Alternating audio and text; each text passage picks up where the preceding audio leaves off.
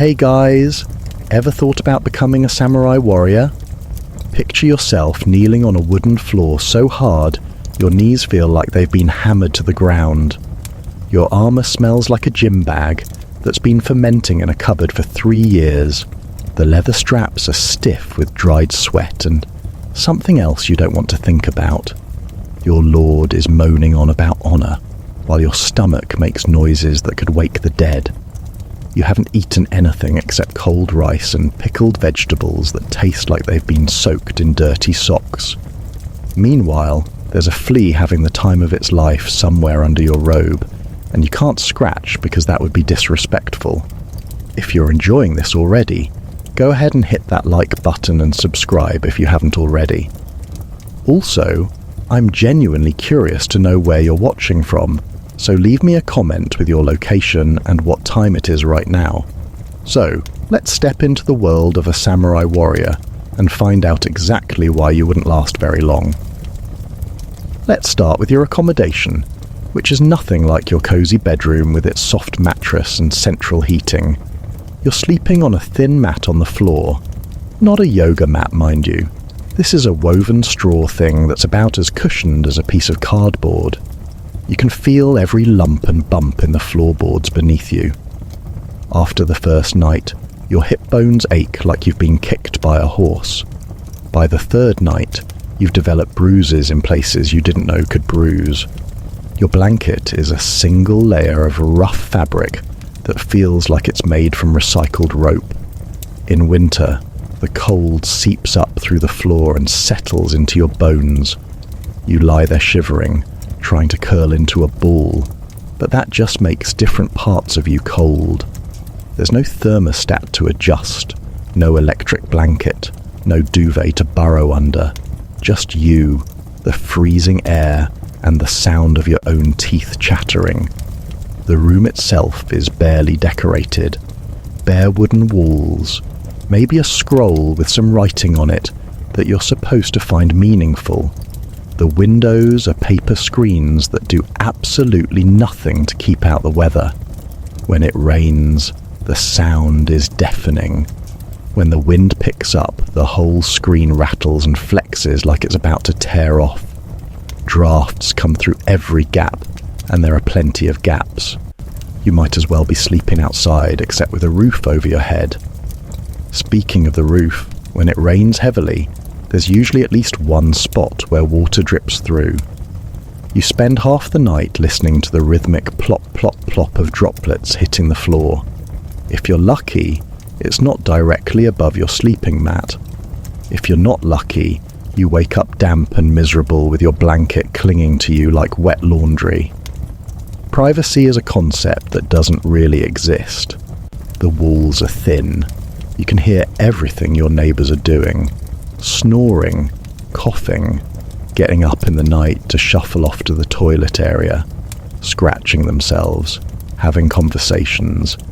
It's like living in a badly insulated apartment block, except everyone goes to bed at sunset because there's nothing else to do.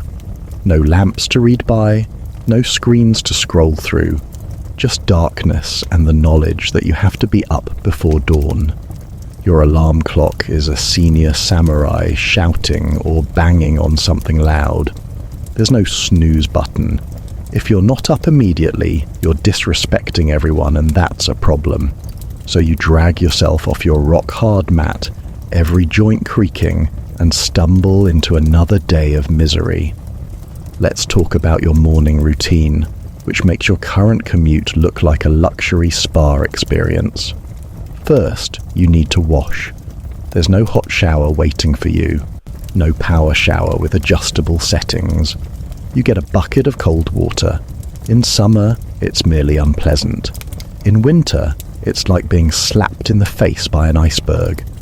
You're expected to splash this freezing water all over yourself to wake up and get clean.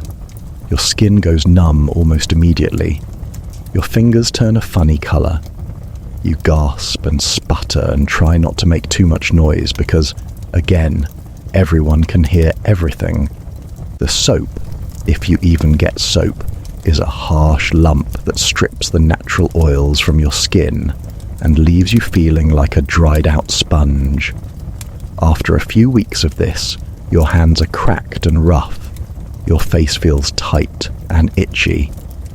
Moisturizer hasn't been invented yet, so you just have to live with it. Once you've survived the washing ordeal, it's time to get dressed. Your everyday robe is made of coarse fabric that rubs against your skin. It's not the soft cotton you're used to.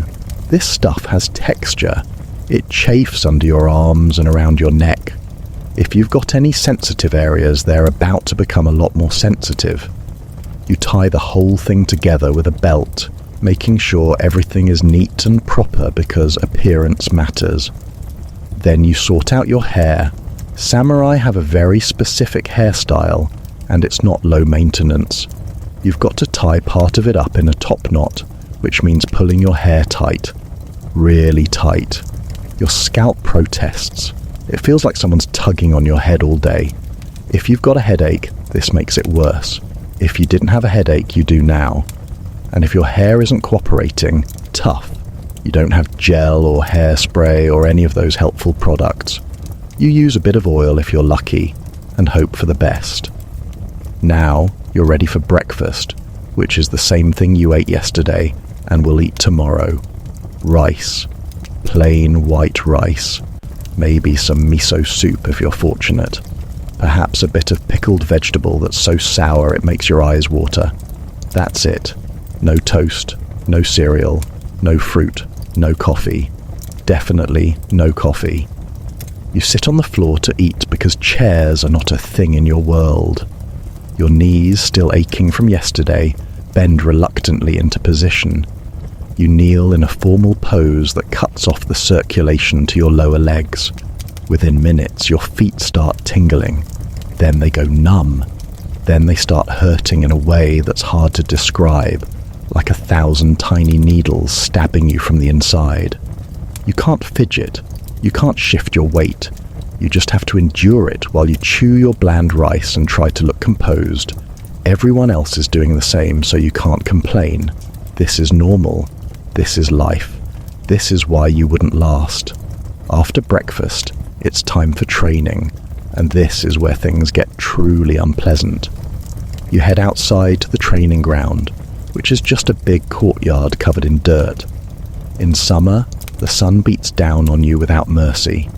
There's no shade, no parasol, no sun cream to stop you from burning. You squint in the bright light and feel your skin start to prickle within minutes. Sweat begins to form on your forehead, then on your back, then everywhere. Your robe clings to you. The fabric that was already rough becomes damp and even more irritating. It rubs against your skin with every movement, creating friction burns in unfortunate places. You can feel a rash forming between your shoulder blades, another one under your arms. But you can't stop to deal with it because training has only just started. Your instructor is a stern-faced man who has no sympathy for weakness. He barks instructions while you and the other samurai go through drills. You practice sword movements over and over. Draw the sword, swing, strike an imaginary opponent, return to starting position, repeat, again, and again, and again. Your arms start to ache. The sword is heavier than it looks. It's not a lightweight prop, it's solid metal, and after the 50th repetition, your shoulders are burning.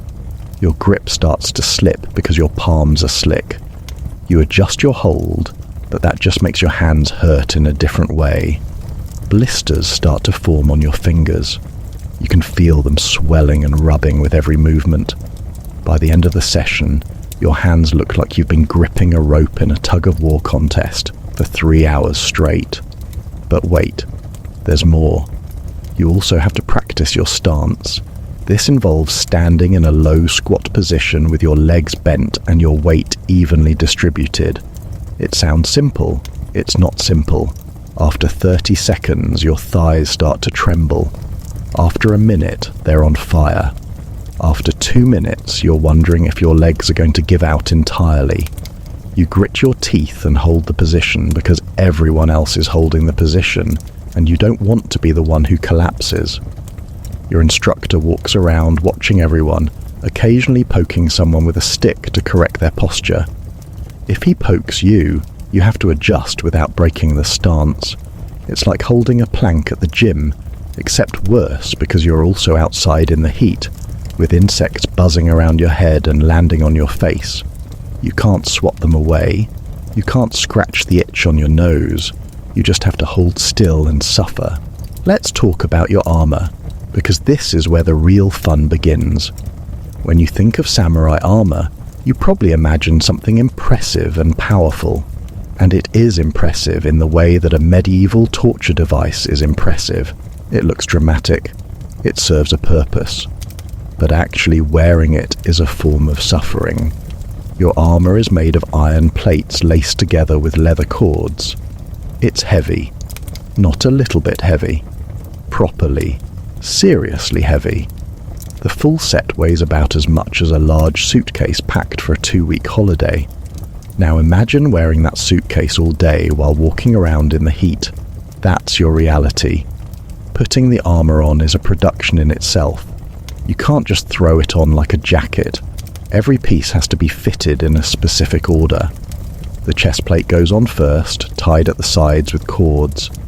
Then the shoulder guards, the arm protectors, the thigh guards, the shin protectors. Each piece has multiple cords that need to be tied just right.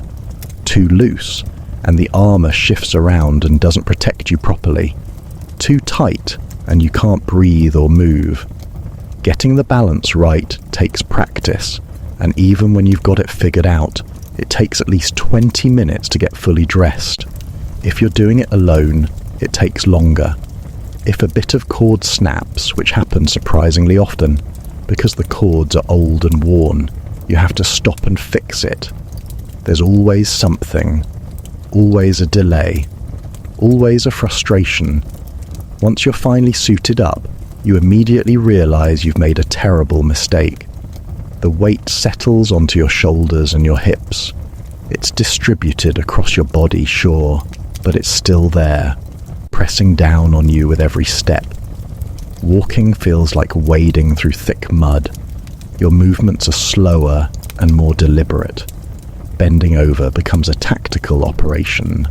You have to squat carefully, keeping your back straight, or else the armor pinches you in tender places. Sitting down is nearly impossible in full armor. If you manage it, getting back up requires the kind of effort usually reserved for lifting furniture. Now let's discuss the smell, because nobody ever mentions the smell. Your armor doesn't get washed. The leather cords absorb moisture. They absorb your perspiration. They absorb the general dampness from rain and humidity. Over time, they develop a pungent, musty stench that reminds you of a wet dog that's been locked in a shed.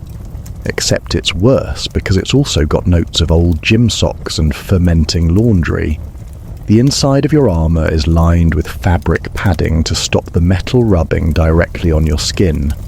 That padding also absorbs everything. After a few months, it's stiff with dried sweat and has a yellowish tint that no amount of airing out will fix. When you put your armor on in the morning, the smell hits you like a physical force. You try to breathe through your mouth, but that just means you can taste it. You gag a little. Then you get used to it because you have no choice. Wearing armor in summer is an exercise in endurance. The metal heats up in the sun. It becomes hot to the touch. The padding underneath traps the heat against your body, turning your torso into a personal oven. You cook inside your own armor. Sweat pours off you in quantities you didn't know were possible.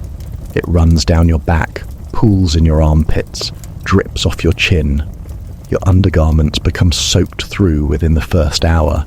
The fabric clings to your skin in a clammy embrace that makes you want to scream. But you can't take the armor off because you're on duty, or you're training, or you're standing guard, or you're doing any number of things that require you to be armored up. So you stand there, slow cooking, wondering if it's possible to melt from the inside out. Winter is no better. The metal becomes freezing cold. It sucks the heat out of your body like a leech. The padding does nothing to insulate you. The cold seeps through every layer and settles into your bones. Your fingers go numb inside your gloves. Your toes lose all feeling inside your boots. You shiver constantly, which makes the armor rattle slightly, which is embarrassing because everyone can hear it. You try to stay still, but your body won't cooperate. It just keeps shivering. Your teeth chatter. Your muscles tense up, which makes everything hurt even more than it already did. You dream of warmth, of blankets, of sitting by a fire, but you're stuck in your frozen metal shell, counting down the hours until you can finally take it off. Speaking of taking it off, that's another ordeal. By the end of the day, the cords have tightened from moisture and movement.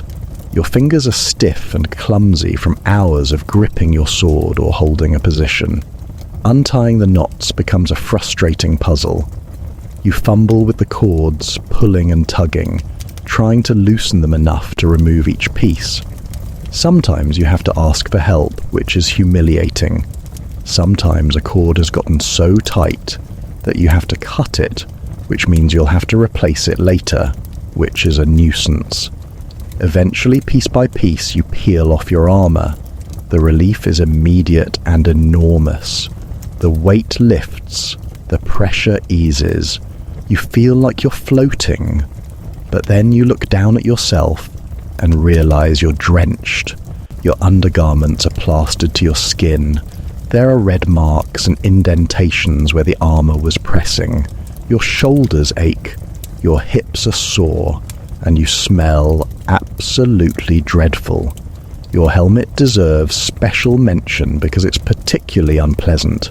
It's a heavy metal bowl that sits on your head, held in place by cords tied under your chin. It has a face guard that covers your cheeks and jaw, leaving only your eyes, nose, and mouth exposed. This means that all the heat from your breath gets trapped inside the helmet.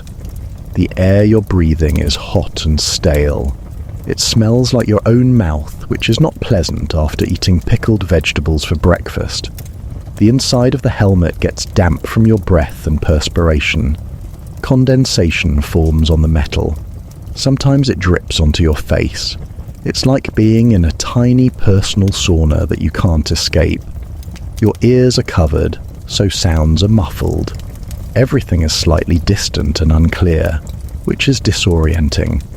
If someone shouts at you, you have to really concentrate to understand what they're saying. If a fly gets inside your helmet, you're in for a very bad time. It buzzes around your face, lands on your nose, crawls across your cheek. You can't swat it. You can't shake it out. You just have to wait until it decides to leave, which feels like an eternity. Now imagine you have to wear all this armor while riding a horse, which brings us to our next topic of misery. Horses are large, unpredictable animals with minds of their own. If you're not used to them, they're intimidating. Even if you are used to them, they're still capable of making your life difficult. Your horse might be well trained, or it might be stubborn. It might be calm, or it might be skittish.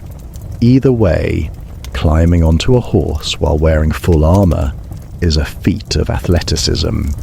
You need a step or a mounting block, because there's no way you're hauling yourself up otherwise. Even with assistance, it's awkward. You grab the saddle, hoist yourself up, swing your leg over, and plop down with all the grace of a sack of potatoes. The saddle is hard. It's not designed for comfort. It's designed to keep you in place. There's no cushioning. You're sitting on wood and leather, and you can feel every contour pressing into your backside. Now let's discuss your diet in more detail, because what you eat as a samurai is a far cry from your usual meals. Forget variety. Forget flavor. Forget the joy of choosing what you want from a menu. You eat what you're given, and what you're given is rice. Lots and lots of rice. White rice every single day. It's boiled until it's soft and sticky, and that's the foundation of every meal. No butter, no seasoning, just plain rice. After the first week, you're sick of it. After the first month, the sight of it makes you want to weep. But it keeps coming, bowl after bowl, because it's cheap and filling, and that's all that matters. Alongside the rice, you might get some vegetables. Pickled vegetables, usually. They've been soaked in brine until they're wrinkly and sour. Radishes are common. They have a sharp, bitter taste that makes your mouth pucker. Sometimes there are leafy greens that have been pickled until they're soft and slightly slimy. The texture is off-putting. It's like eating something that's been left out too long. The flavour is intensely salty with a vinegary kick that lingers on your tongue. You eat them because you need something other than rice, but you don't enjoy them. Nobody enjoys them. They're just part of the routine. Protein is a rare treat. If you're lucky, you might get a small piece of fish. It's usually been dried or salted to preserve it, which means it's tough and chewy. You gnaw on it, trying to soften it enough to swallow. The taste is overwhelmingly fishy with a strong, salty edge. It's not the fresh, delicate fish you might have had at a restaurant. This is survival food. It keeps you alive, but it doesn't make you happy. Sometimes the fish has a suspicious smell, like it's been sitting around a bit too long.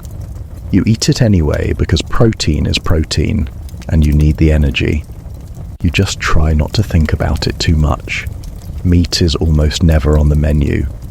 The occasional bit of wild game might appear if someone's been hunting, but it's not common. When it does show up, it's stringy and tough. You have to chew each mouthful thoroughly, and even then it's a challenge to swallow. The flavour is strong and gamey, not like the tender cuts you're used to. There's often a chewy bit of sinew or gristle that you have to work around. You do your best, but it's hard not to grimace. Still, it's a change from the endless rice, so you're grateful. Seasoning is minimal. Salt is available, but it's used sparingly. There's no pepper, no herbs, no spices to liven things up. Everything tastes flat and bland. You fantasize about flavour, about sauces, about anything with a bit of kick to it. But that's not your reality. Your reality is plain food, eaten in silence, while kneeling on a hard floor with numb legs. Mealtimes are not a pleasure. They're a necessity. You shovel the food down, not because it's delicious, but because you need the fuel to get through the day. Drinking is equally uninspiring. Water is your main beverage, and it's not always clean. There's no filtration system, no bottled water.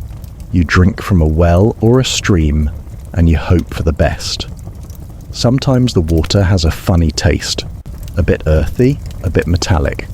Sometimes there are bits floating in it that you try not to look at too closely. You drink it anyway, because you're thirsty and there's no alternative. If you're really fortunate, you might get some weak tea. It's made from rough leaves and tastes like hot water with a vague suggestion of flavour. It's not refreshing, it's not satisfying, it's just wet and warm. Hunger is your constant companion. The portions are small, the food is not calorie-dense. You're burning energy all day with training and duties, but you're not eating enough to match that output. Your stomach growls at inconvenient times. You feel lightheaded and weak by mid-afternoon. You dream about food. Not the food you're actually eating, but the food you remember from your old life. Burgers, pizza, chocolate, pastries, fresh fruit, cheese, anything with flavour and substance. You wake up thinking about food. You go to sleep thinking about food. It's always there, nagging at the back of your mind. And yet, when mealtime comes and you're faced with another bowl of plain rice, you feel a wave of disappointment so crushing it's almost funny. Let's move on to hygiene, which is not what you're used to. Bathing is not a daily event. You don't have a bathroom with hot running water. You don't have a shower you can hop into whenever you feel grimy. Instead, Bathing is a communal activity that happens every few days if you're lucky, or once a week if you're not. There's a large wooden tub filled with water that's been heated over a fire. Everyone takes turns using the same water. If you're senior, you get to go first, which is a privilege. If you're junior, you're bathing in water that's already been used by half a dozen other people. It's warm, but it's also murky. There are bits floating in it. You try not to look. You just lower yourself in and scrub as best you can. The soap situation is grim. You get a lump of something harsh and gritty. It doesn't lather well. It smells faintly unpleasant, like ash and old fat. You rub it over yourself, scrubbing away the layers of grime and dried perspiration. It stings if you have any cuts or scratches, which you always do. Your skin turns red and feels raw. When you get out, you're cleanish, but you don't feel refreshed. You feel like you've been scrubbed with sandpaper. There's no towel. You air dry, standing around in the cold until you're no longer dripping. Then you put your robe back on and hope you stay relatively clean until the next bath. Between baths, you just have to cope. You rinse your face and hands with cold water every morning, but that doesn't do much. By midday, you're grubby again. Dirt gets under your nails. Dust settles on your skin. You start to smell. It's not a subtle thing. After a few days without a proper wash, you reek. It's a strong, sour stench that clings to you. Everyone else smells too, so there's a sort of collective funk that you all exist in. Nobody comments on it because it's normal. But if you could step outside the situation and get a whiff of yourself, you'd be horrified. You smell like someone who's been working hard in the heat and hasn't washed properly in days, because that's exactly what you are.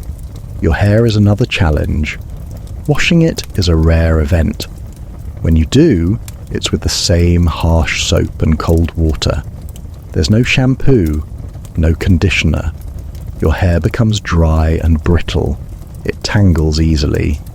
The top knot style doesn't help, because pulling your hair tight every day puts stress on it.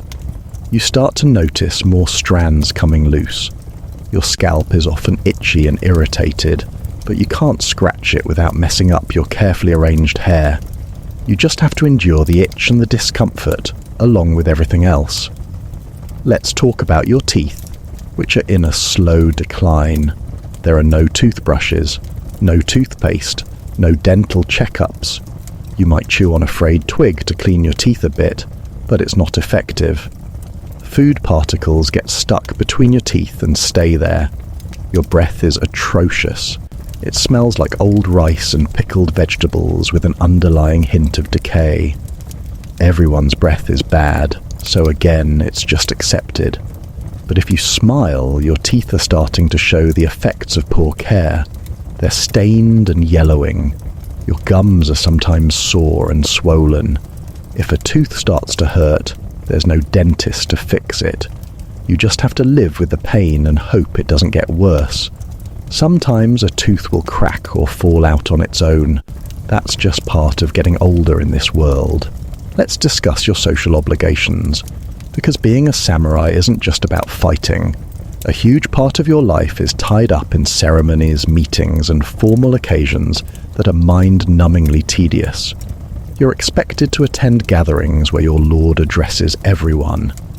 These meetings happen in a large hall where you kneel in rows, perfectly still, while someone drones on about strategy, or loyalty, or land disputes, or any number of topics that don't directly affect you, but that you're required to care about.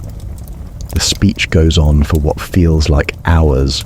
There's no fidgeting allowed, no checking your phone because phones don't exist, no whispering to the person next to you. You just kneel there, face composed, trying to look attentive while your mind wanders and your legs go numb. The kneeling position, which we've mentioned before, is truly brutal during these long ceremonies. You start out fine. Your legs are bent beneath you, your weight resting on your heels. After 10 minutes, there's a tingling sensation in your feet. After 20 minutes, they're completely numb. After half an hour, the numbness turns into pain, a deep, throbbing ache that radiates up your calves. Your knees feel like they're being crushed. Your lower back starts to spasm, but you can't move. You can't shift your weight. You can't stretch. Any movement would be noticed and considered disrespectful. So you hold the position, gritting your teeth, focusing all your energy on not collapsing or crying out. By the time the ceremony finally ends, you can't feel your feet at all. Standing up is an agonizing process. You unfold yourself slowly, trying to get the sensation back. Pins and needles flood your legs. It's excruciating. You hobble away, limping and wincing, while trying to maintain your dignity. Meals with your lord or senior samurai are another ordeal. These are formal occasions with strict etiquette. You kneel at a low table. Food is served in a specific order. You can't start eating until everyone more senior than you has started. You can't eat too quickly because that's rude. You can't eat too slowly because that suggests you don't appreciate the food. You have to find the exact right pace, taking small, measured bites, chewing quietly, never making a sound. The food at these formal meals isn't any better than your regular fare, but it's presented more nicely. There might be a bit of fish arranged on a small dish, some vegetables cut into decorative shapes, a bowl of soup, but it's still bland, it's still unsatisfying, and you're so focused on following the rules that you can barely taste it anyway. Conversation during these meals is stilted and formal. You can't talk about anything interesting, no jokes, no complaints, no gossip. You make polite comments about the weather, or express gratitude for the meal, or agree with whatever your lord is saying. It's exhausting in a different way than physical training. Your brain is constantly alert, monitoring your behavior, making sure you don't slip up. One wrong word, one breach of etiquette, and you've embarrassed yourself and possibly offended someone important. The consequences of that could range from a stern lecture to something far worse. So you play it safe, say as little as possible, and count the minutes until you're dismissed. Then there are the tea ceremonies, which sound peaceful but are actually a form of slow torture. You kneel in a small room with a few other people. Everything is quiet and deliberate. The person conducting the ceremony prepares tea with exaggerated precision. Every movement is careful and meaningful. They rinse the bowl. They scoop the tea powder. They add hot water. They whisk it into a froth. This takes forever. You watch in silence, maintaining a serene expression, while your legs scream and your mind goes numb with boredom. Finally, the tea is ready. It's passed to you. You take the bowl, rotate it in your hands the correct number of times, take a sip. The tea is bitter and slightly gritty. It's not enjoyable, but you make appreciative noises and take another sip. Then you pass the bowl to the next person and wait for the whole agonizing process to be over. Your interactions with other samurai are governed by a rigid hierarchy. If someone is senior to you, you bow to them. You speak to them with formal language. You defer to them in all things. If someone is junior to you, you expect the same. This means that every conversation is weighed down with protocol. You can't just chat casually. You can't relax and be yourself. You're always aware of where you stand in the pecking order, and you have to behave accordingly. It's like being in an office where everyone is obsessed with job titles and reporting lines, except the consequences of getting it wrong are much more severe. Disputes between samurai are handled with duels, and even if you're not involved, you're expected to witness them. Two samurai face off with their swords. They glare at each other. They draw their weapons.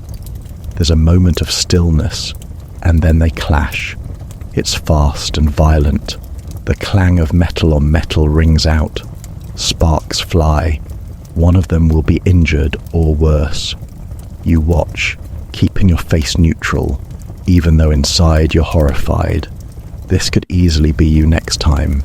Any disagreement, any insult, any perceived slight could lead to this. It's a constant source of stress. You have to watch every word, every gesture, every interaction, because the stakes are so high. Let's talk about standing guard, which is one of your regular duties. It sounds simple.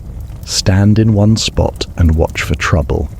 In practice, it's mind-numbing and physically exhausting. You're assigned a position, usually at a gate or entrance. You stand there, armored up, holding your weapon, for hours at a time. Nothing happens. Nobody comes. Nobody goes. You just stand, and stand, and stand. Your feet start to hurt. Your legs get tired. Your back aches. You can't sit down. You can't lean against anything. You have to remain upright and alert. The boredom is crushing. Your mind wanders. You think about food.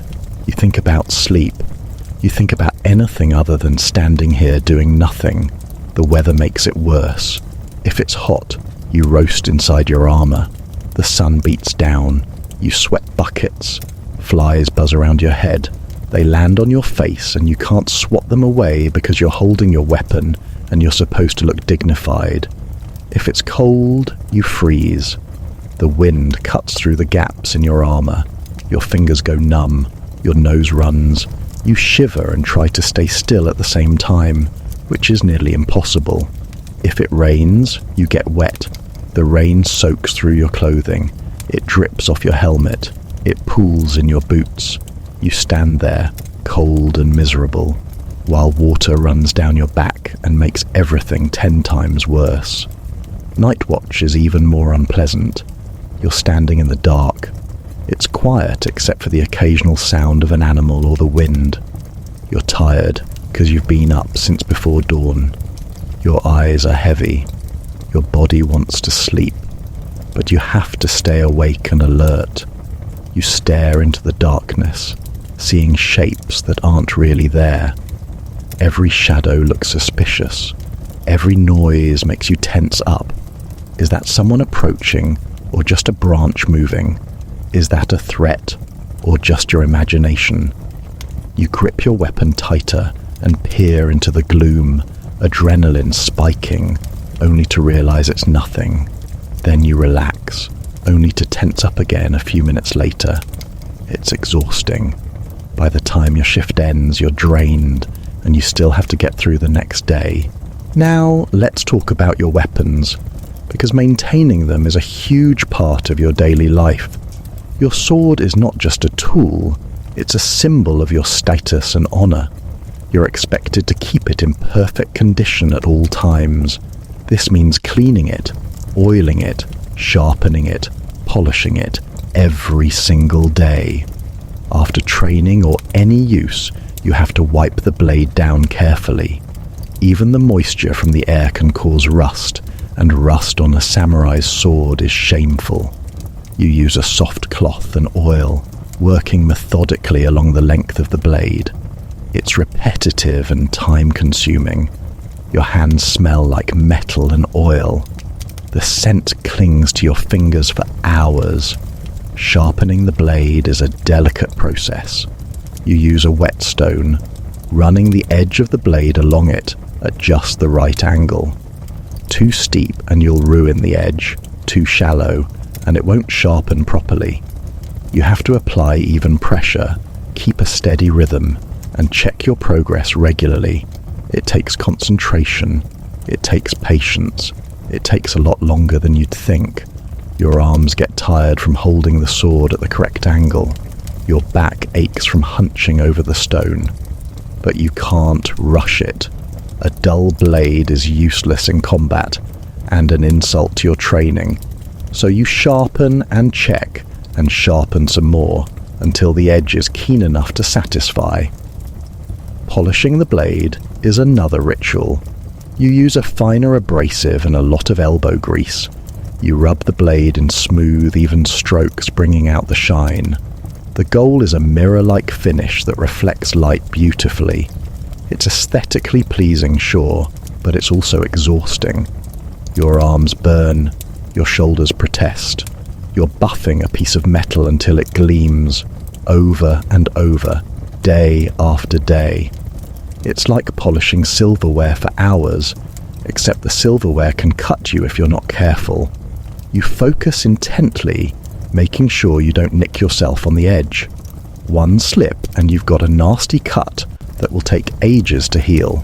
Your sword isn't the only weapon you're responsible for. You might also have a spear or a bow and arrows. Each requires its own maintenance. The wooden shaft of your spear needs to be checked for cracks and splinters. The metal point needs to be sharpened and rust-free. The bowstring needs to be inspected for fraying. If it's worn, you have to replace it, which is fiddly work. You have to tie the new string securely, making sure the tension is right. Too loose and your arrows won't fly properly. Too tight and the bow might crack. You test it carefully, adjusting as needed until it feels right. Your arrows need to be checked too. The shafts need to be straight. The fletching needs to be intact. The points need to be sharp. It's a never-ending list of small tasks that eat up your time. Storing your weapons is also important. They have to be kept in a dry place, away from moisture. They have to be positioned correctly so the blade doesn't dull or get damaged. There's a whole procedure for how to lay your sword down, how to pick it up, how to carry it. You can't just toss it in a corner and forget about it. Everything is deliberate and respectful. It's part of the code you live by, but it's also a massive hassle. Every time you finish using a weapon, you have to put it away properly. Every time you need it, you have to retrieve it properly. It's like having a very demanding, very sharp pet that requires constant attention. Let's move on to the topic of travel, because samurai don't stay in one place all the time. You're often required to travel to different locations for various duties. This means long journeys on horseback or on foot, and both options are unpleasant. Riding for hours on end in your saddle is painful. We've covered that. But walking is no picnic either. You're wearing your armor, or at least parts of it, and carrying your weapons. Your pack contains whatever supplies you need. It's heavy. The straps dig into your shoulders. Your boots rub against your feet with every step. After a few hours, you've developed fresh blisters. After a full day, you're limping. The roads are terrible. They're not paved. They're dirt tracks that turn to mud when it rains.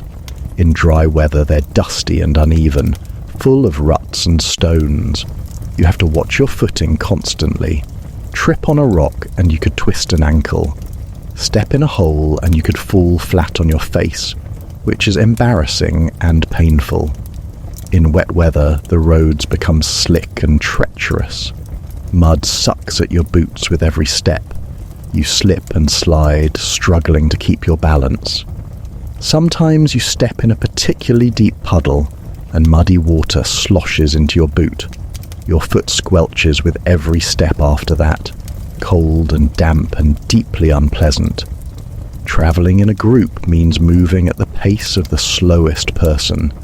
There's a lot of waiting around while everyone gets ready, a lot of stopping for breaks, a lot of standing in the middle of nowhere while someone fixes a piece of equipment or sorts out their horse. You're tired and you just want to get to your destination, but you can't. You have to wait. You shift your weight from foot to foot, trying to ease the ache in your legs. You look around at the scenery, which is fine the first time but boring by the 10th. You listen to the same people having the same conversations.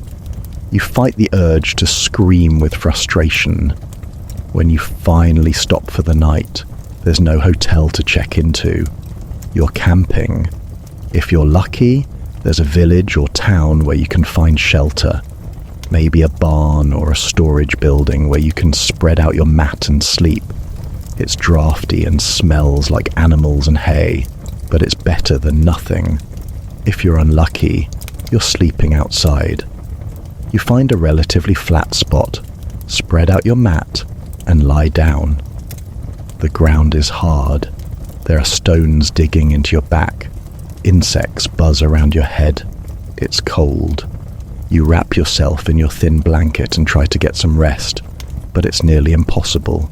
Every noise wakes you up. Every gust of wind makes you shiver. By morning, you're stiff, exhausted, and covered in insect bites. Food on the road is even worse than usual. You're eating whatever you brought with you, which is usually dried rice, dried fish, and maybe some pickled vegetables. It's been sitting in your pack for days. It's stale and hard. The rice is like chewing on pebbles. The fish is so dry it turns to dust in your mouth. You force it down because you need the energy, but it's joyless. Sometimes you run out of supplies and have to forage or hunt. Foraging means eating whatever edible plants you can find. Roots, berries, leaves. Some of them taste okay. Some of them taste like dirt. You eat them anyway. Hunting means spending hours trying to catch something, and even if you succeed, you then have to prepare it, cook it over a fire, and hope it's actually edible. Water is also a problem. You carry a flask, but it doesn't hold much. You have to refill it from streams or rivers. You never know if the water is safe. Sometimes it looks clear and tastes fine. Sometimes it has a brownish tint and a funny smell.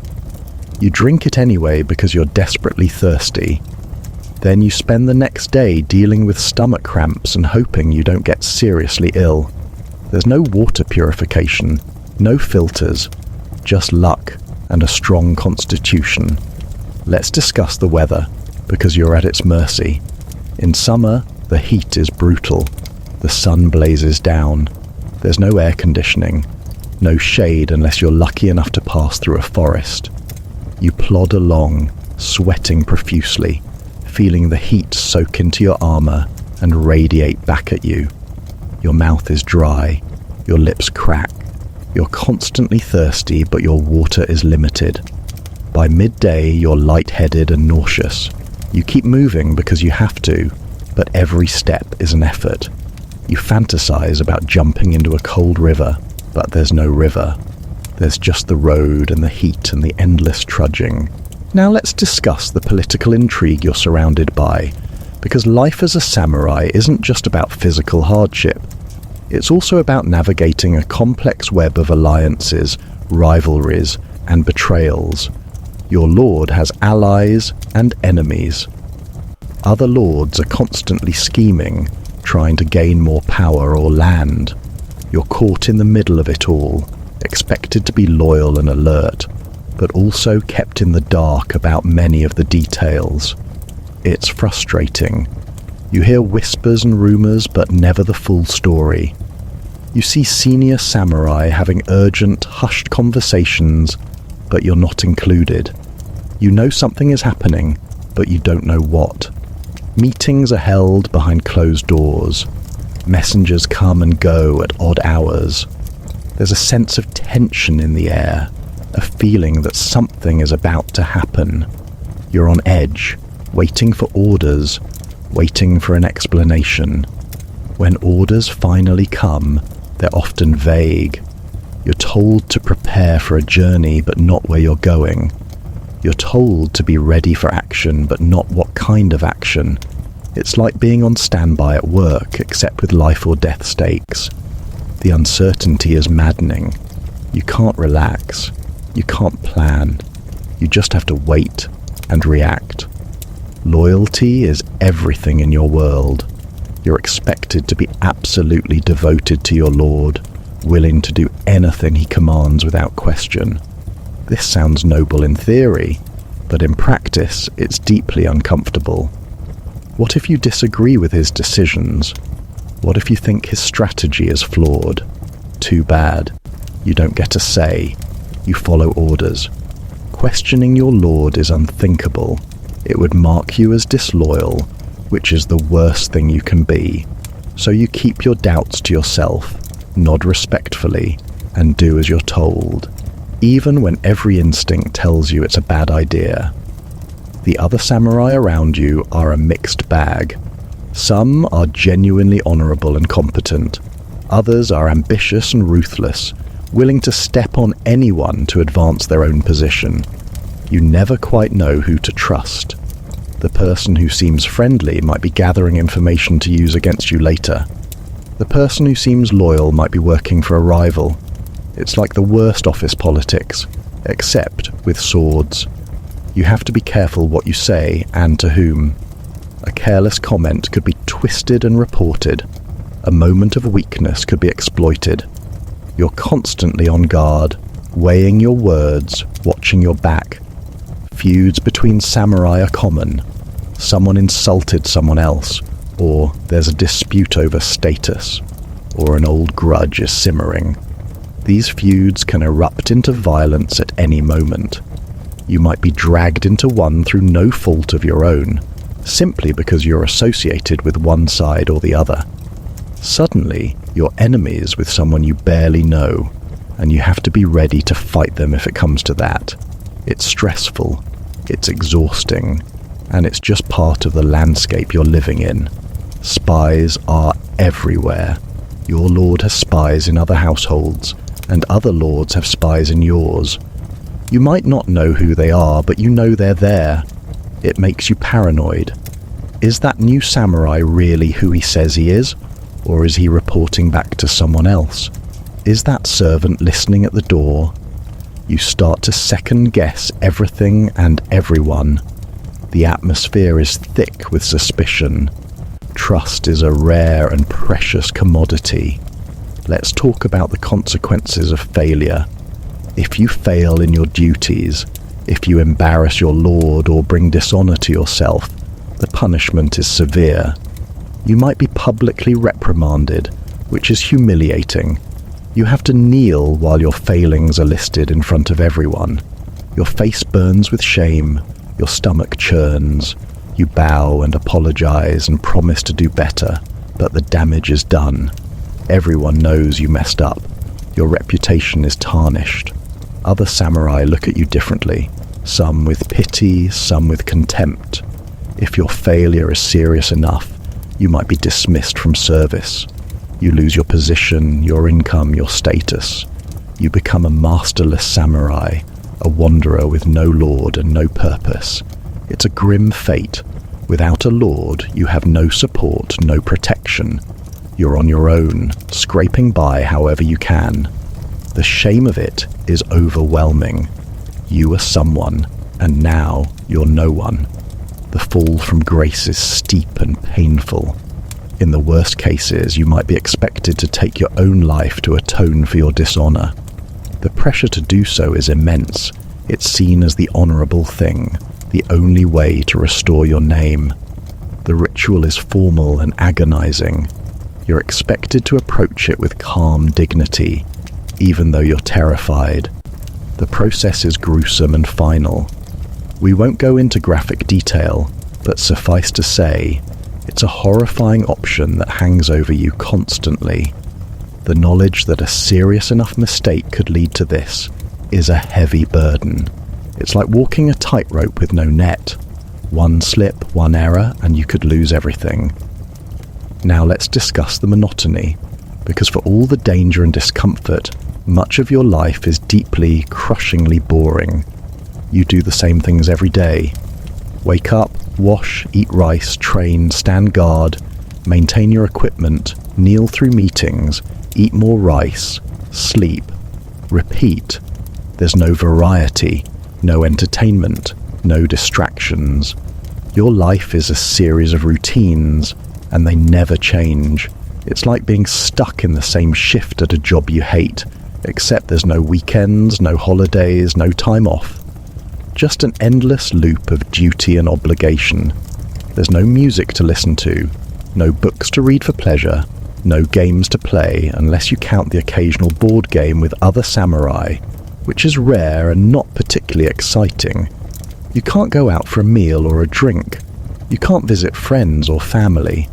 Your entire existence is bound to your Lord's estate and your duties. It's suffocating. You feel trapped. The days blur together. You lose track of time. Was it 3 days ago or 3 weeks ago that something happened? You can't remember. It all feels the same. The lack of intellectual stimulation is maddening. You're not stupid, but you're not given anything to challenge your mind. You're a tool, expected to obey and perform. Your thoughts and opinions don't matter. After a while, you stop having opinions. You stop thinking critically. You just go through the motions, numb and detached. It's a kind of psychological erosion. Bit by bit, your sense of self diminishes. You become what's expected of you, not because you want to, but because there's no other option. Let's talk about the lack of comfort. There's no such thing as a lazy day. No lounging around in comfortable clothes. No taking a nap when you're tired. No indulging in a treat because you feel like it. Every moment is structured and purposeful. Even your rest time isn't truly restful because you're always aware that you could be called upon at any moment. You sleep lightly, one ear open for a summons. You eat quickly, ready to move if needed. You can never fully relax. The tension is constant, a low-level hum in the background of your life. Your body is always uncomfortable. We've talked about the pain and the injuries, but there's also just the general lack of ease. Your clothes are rough, your bed is hard, your chair, when you get to sit on one, is wooden and unforgiving. There's no cushioning anywhere, no softness, no ergonomic design. Everything is utilitarian and harsh. After months of this, you forget what comfort feels like. You forget what it's like to sink into a soft couch or sleep on a mattress that actually supports your body. Those things become distant memories, almost like dreams. Let's talk about the insects, because they're an unavoidable part of your life, and they make everything worse. Fleas are everywhere. They live in your sleeping mat, in your clothing, in the cracks of the wooden floors. They bite you constantly. Little red welts appear on your skin, itchy and irritating. You scratch at them, which only makes them worse. They swell and become even more itchy. At night, you can feel them hopping around on you. You try to catch them, pinching them between your fingers, but they're quick and there are so many. For every one you catch, there are 10 more. It's a losing battle. You just have to accept that you're going to be covered in flea bites all the time, forever. Mosquitoes are a nightmare in summer. They swarm around you in clouds. The buzzing is maddening, a high-pitched whine that never stops. They land on any exposed skin and bite you. The bites are intensely itchy. You slap at them trying to kill them, but they're persistent. At night, they're even worse. You lie on your mat trying to sleep and they buzz around your ears. You pull your blanket over your head, but then you're too hot and can't breathe. You uncover your face and immediately a mosquito lands on your cheek. You slap at it, miss, and it bites you anyway. By morning, you're covered in bites and you haven't slept properly. Lice are another delightful addition to your life. They live in your hair and on your body, feeding on you. Your scalp itches constantly. You scratch and scratch, but it doesn't help. The itching is maddening.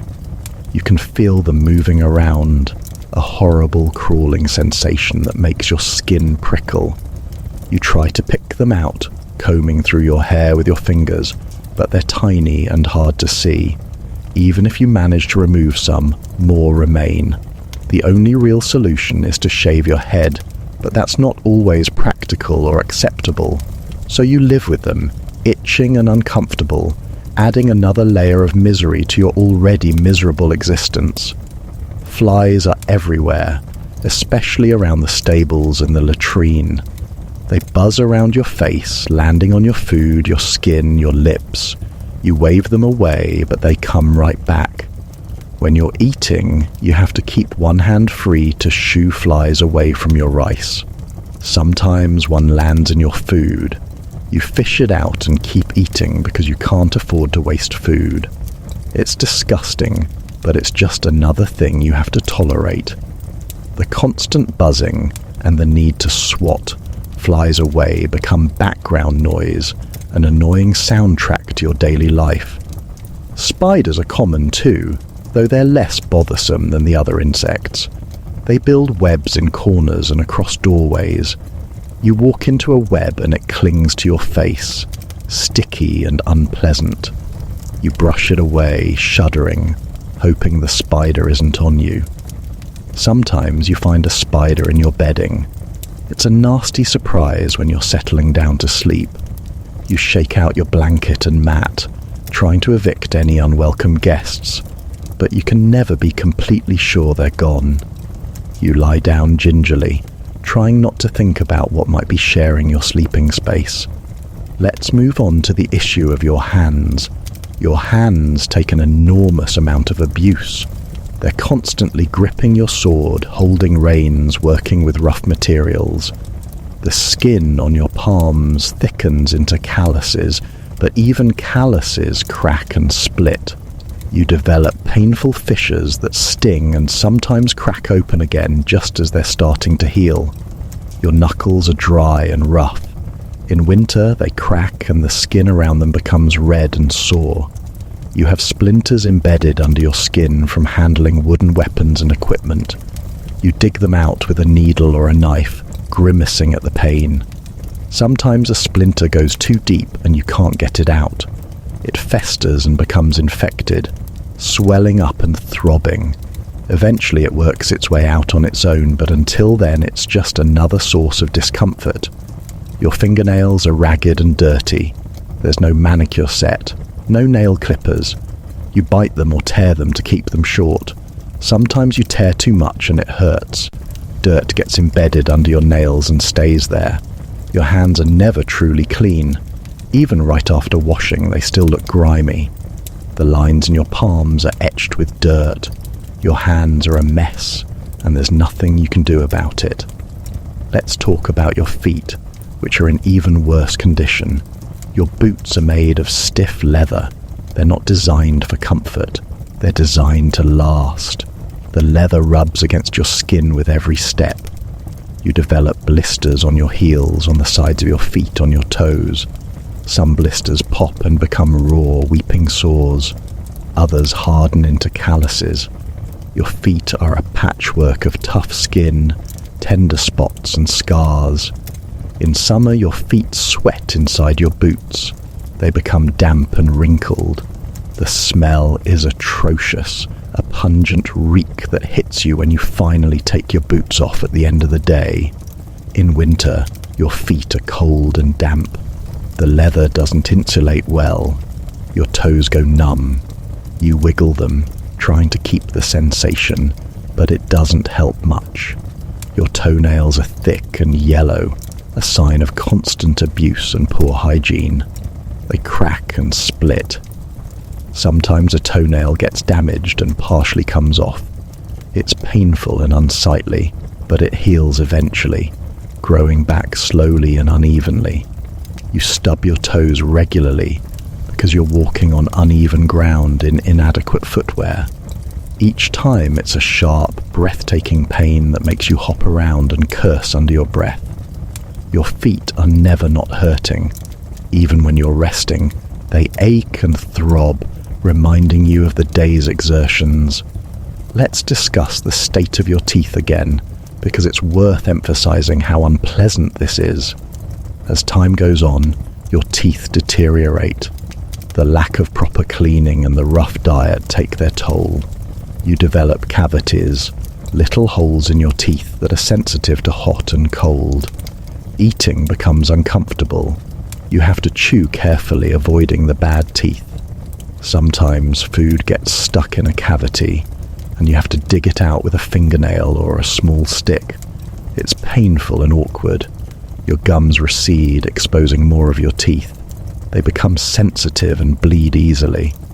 When you bite into something hard, Your gums hurt. You taste the metallic tang of your own mouth and try not to think about it. Bad breath is a constant. Your mouth tastes sour and unpleasant. You rinse with water, but it doesn't help much. The bad taste and smell linger. When you talk to someone, you're self-conscious about your breath, but there's nothing you can do. Everyone has bad breath, so it's just accepted. But that doesn't make it any less unpleasant. If a tooth becomes seriously infected, the pain is unbearable. It throbs constantly, a deep, pulsing ache that radiates through your jaw and up into your head. You can't eat, you can't sleep, you can't think about anything other than the pain. There's no dentist, no antibiotics, no pain relief. You might have the tooth pulled, which is a barbaric process. Someone grips the tooth with a tool and yanks it out. It's agonizing. You taste the aftermath for days. The empty socket aches and feels strange. You run your tongue over it constantly, unable to leave it alone. Eventually it heals, but you're left with a gap in your smile and one fewer tooth to chew with. Now let's talk about the mental toll of all this. The constant discomfort, the pain, the boredom, the fear, it wears you down psychologically. You're always tense, always on edge. You can't remember the last time you felt truly relaxed or happy.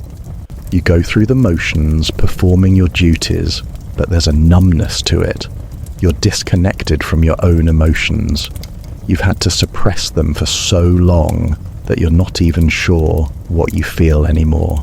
Let's talk about wounds and injuries in more detail, because they're a constant part of your existence. Minor cuts and scrapes happen daily. A sharp edge on your armor slices your finger. A splinter from a wooden training weapon jabs into your palm. A rock kicked up by your horse cuts your shin. Each injury is small, but they add up. Your body is covered in little nicks and scratches at various stages of healing. Some are fresh and sting, others are scabbed over and itchy. You're never without some form of minor injury. Cleaning wounds is a crude affair. You rinse them with water, if water is available. Sometimes you pour a bit of sake over the cut, which stings like fury. The sensation is sharp and burning, making you hiss through your teeth. You might press a cloth against it to stop any seeping. Then you wrap it with a strip of rough fabric and hope for the best. There's no antiseptic, no bandages with adhesive, just fabric that you tie in place, which often comes loose or gets dirty.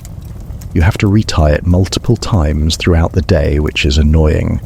Infections are common. A small cut that you didn't think much of starts to throb. The area around it becomes red and hot to the touch. It swells up. Sometimes there's a nasty discharge that you have to wipe away. It smells bad, a sour, rotten smell that makes you queasy. You know the infection is spreading, but there's not much you can do. You keep it as clean as possible. You might apply a poultice made from herbs, which may or may not help. Mostly you just wait and hope your body fights it off. Sometimes it does, sometimes it doesn't, and the infection gets worse. You develop a fever. You feel weak and dizzy. You sweat and shiver at the same time. Eventually, either the infection clears up on its own, or it becomes serious enough that you're in real danger. Bruises are another constant companion. You're always covered in them. Fresh ones are dark purple and tender. Older ones fade to yellow and green. They hurt when you press on them, so you try not to, but it's hard to avoid. You're constantly banging into things, or things are banging into you. During training, you take blows from practice weapons. Even though they're not sharp, the impact still hurts. You get whacked on the arm, the leg, the ribs. Each blow leaves a dark mark. By the end of a training session, you're sporting several new bruises. At night, when you're lying on your mat, every bruise aches. You shift position, trying to find a way to lie that doesn't put pressure on any of them. It's impossible. You just have to accept the dull, throbbing pain and try to sleep through it. Sprains and strains happen frequently. You twist your ankle stepping off your horse.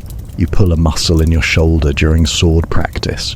You wrench your knee while crouching. Each injury is painful and limiting. A sprained ankle makes walking difficult. Every step sends a jolt of pain up your leg. You try to favor it limping along, but that just makes your other leg tired. A pulled shoulder muscle makes lifting and swinging your sword agony. You push through it because you have no choice, but every movement reminds you of the injury. Rest would help, but rest is not an option. You have duties. You have training. You have to keep going, injury or not. Broken bones are less common but catastrophic when they happen. Maybe you fall badly during training. Maybe you're thrown from your horse. Maybe something heavy falls on you. The pain is immediate and overwhelming, a white-hot agony that makes you cry out. The bone is fractured or snapped. The limb swells and bruises.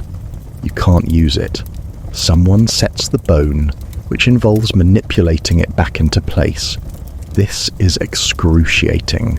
You bite down on a piece of leather to keep from screaming. Then the limb is splintered, tied to a piece of wood to keep it immobile. You're told to rest, but that only lasts a day or two before you're expected to return to at least some of your duties. Healing takes weeks. The break aches constantly. You can't sleep properly because any movement jostles it and wakes you up. You're frustrated and helpless. You can't train. You can't fight. You feel useless. When the splint finally comes off, the limb is weak and stiff. You have to rebuild the strength slowly. It never quite feels the same again. There's a lingering ache, especially in cold weather. It's a permanent reminder of the injury, one of many such reminders that accumulate over the years. Let's discuss the parasites you're hosting. Intestinal worms are common, given the poor hygiene and questionable food and water. You might not even know you have them at first. Then you notice you're always hungry, even right after eating. Your stomach feels bloated and uncomfortable. You might see evidence of the worms in the latrine, which is deeply disturbing. There's no medication to get rid of them. You might eat certain herbs that are supposed to help, but they're not very effective. You just live with the parasites, feeling constantly drained and unwell. They sap your energy and your nutrition, making you weaker and more susceptible to other illnesses. Your skin is a mess. In addition to all the insect bites and injuries, you have rashes. The constant friction from your rough clothing causes irritation. Red, itchy patches appear under your arms, around your waist, between your thighs. You scratch at them, which makes them worse. The skin becomes raw and sometimes cracks. In humid weather, fungal infections take hold.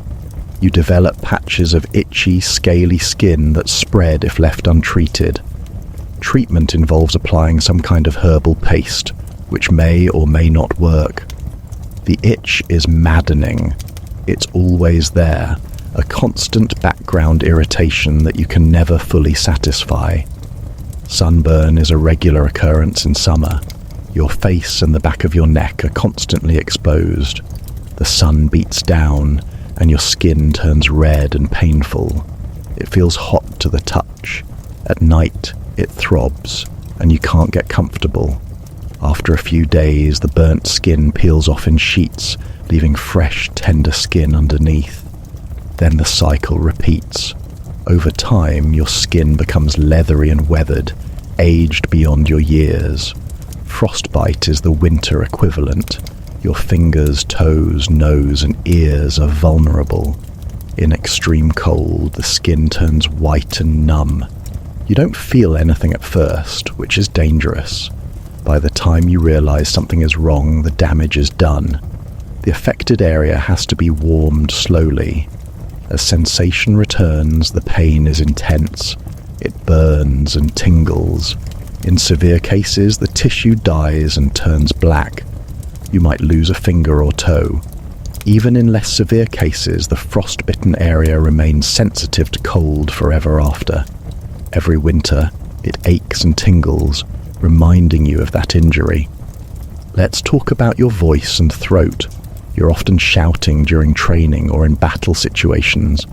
You yell commands, you shout battle cries, you project your voice across the training ground. All this shouting takes a toll. Your throat becomes sore and scratchy. Your voice grows hoarse. Sometimes you lose your voice entirely, reduced to a raspy whisper.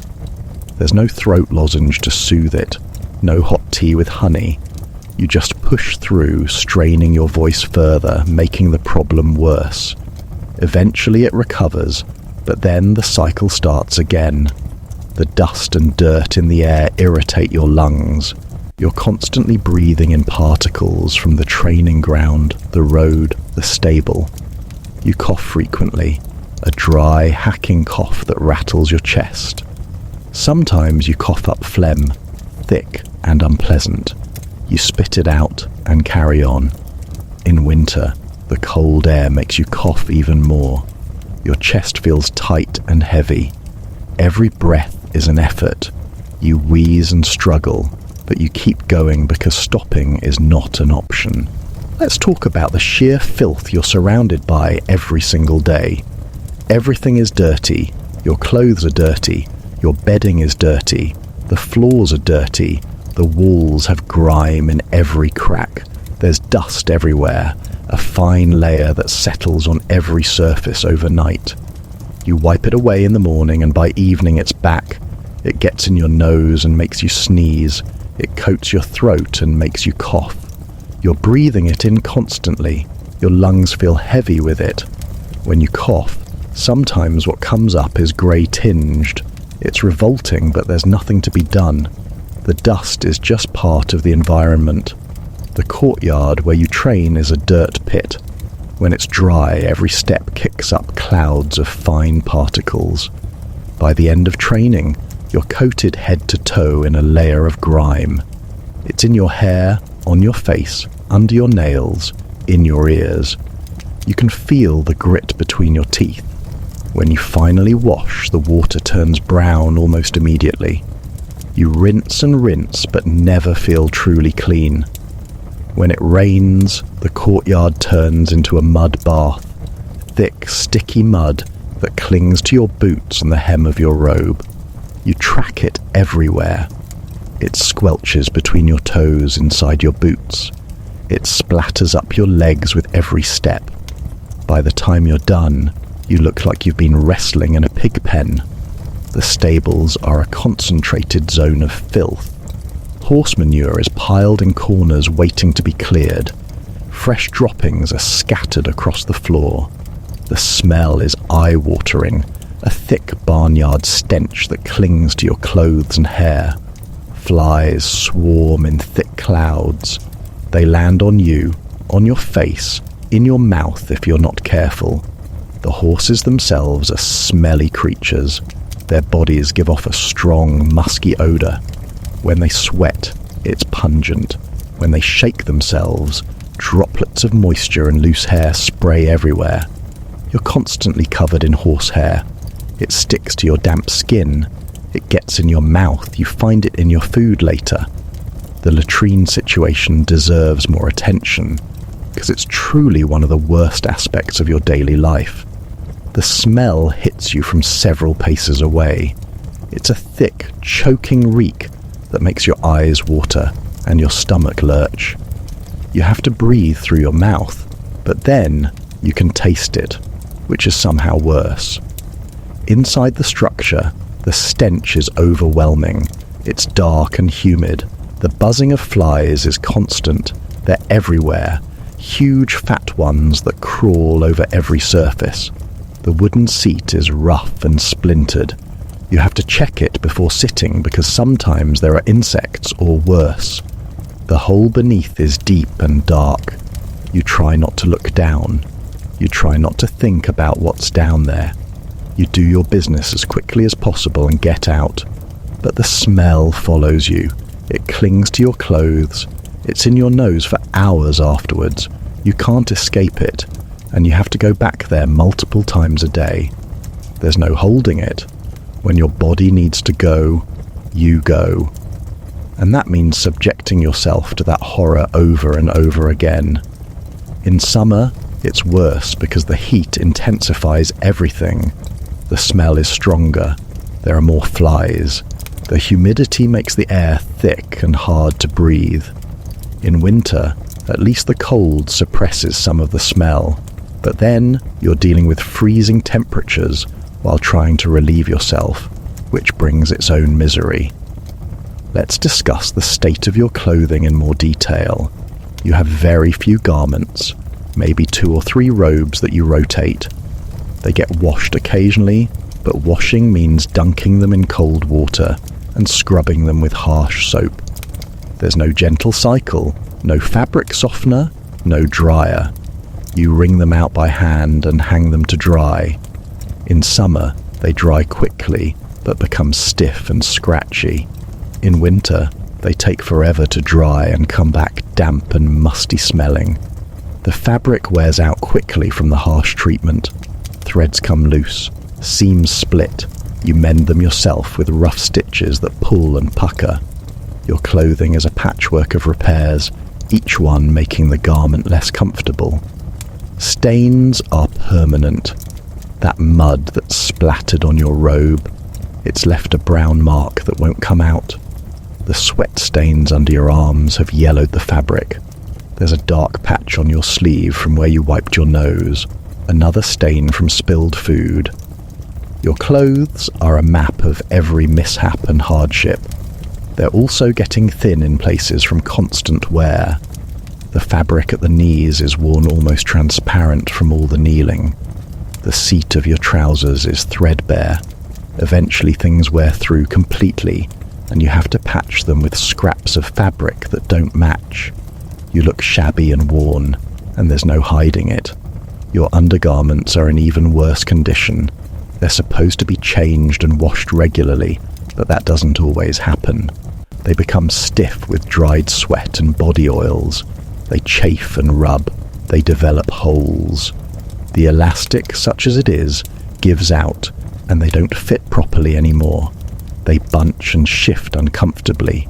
You're constantly having to adjust them, which is awkward when you're in formal situations.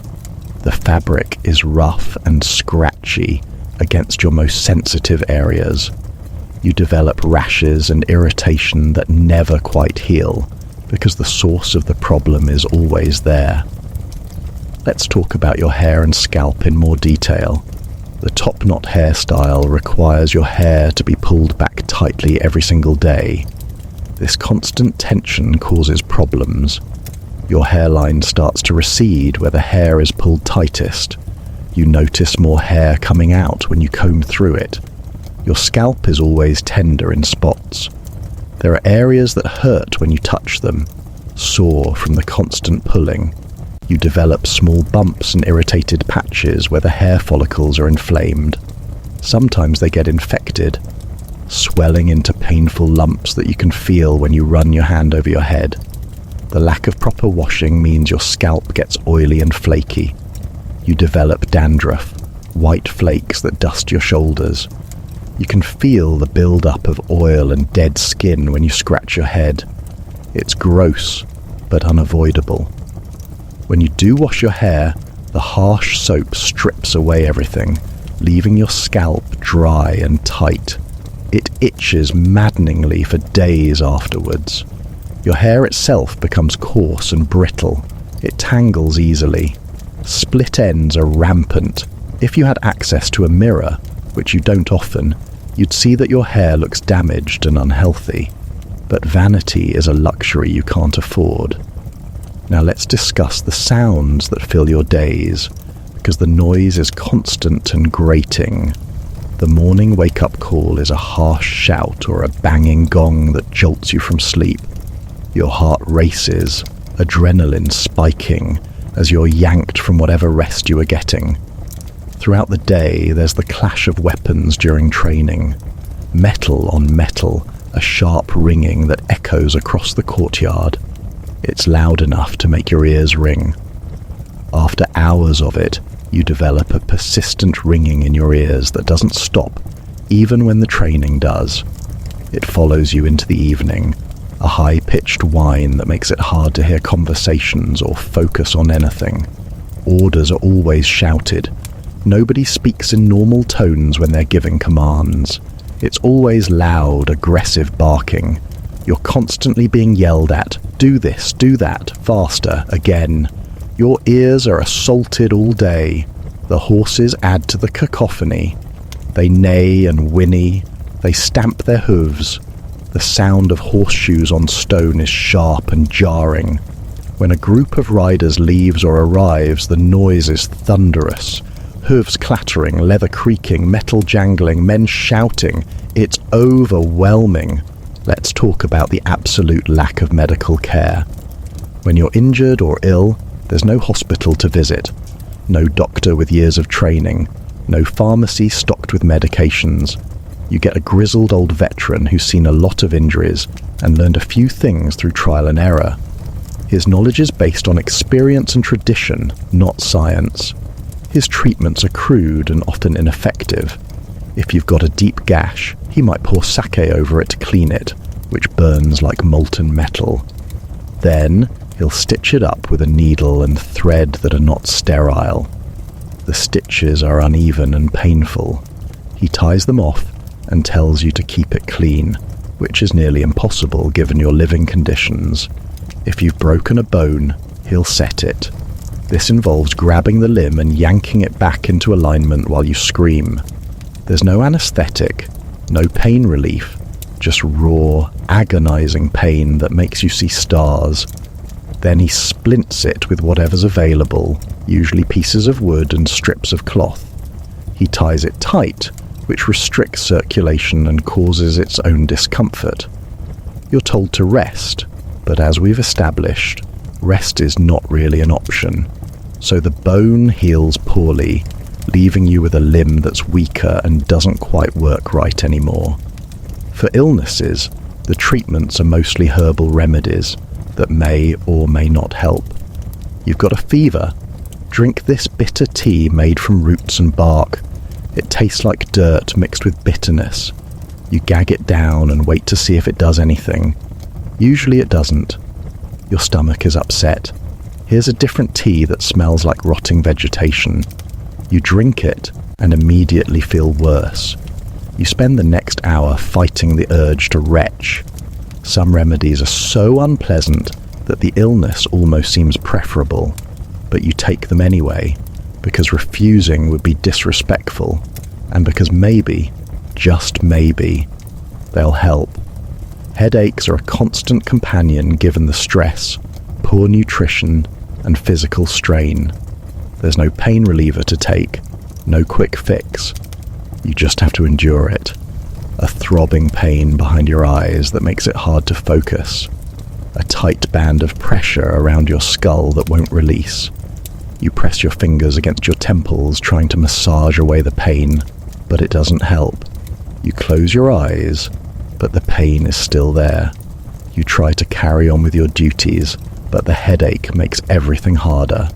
Your patience is thin, your temper is short, you snap at people, which you immediately regret. But the pain makes you irritable. Toothaches are particularly nightmarish. When a tooth goes bad, the pain is constant and intense.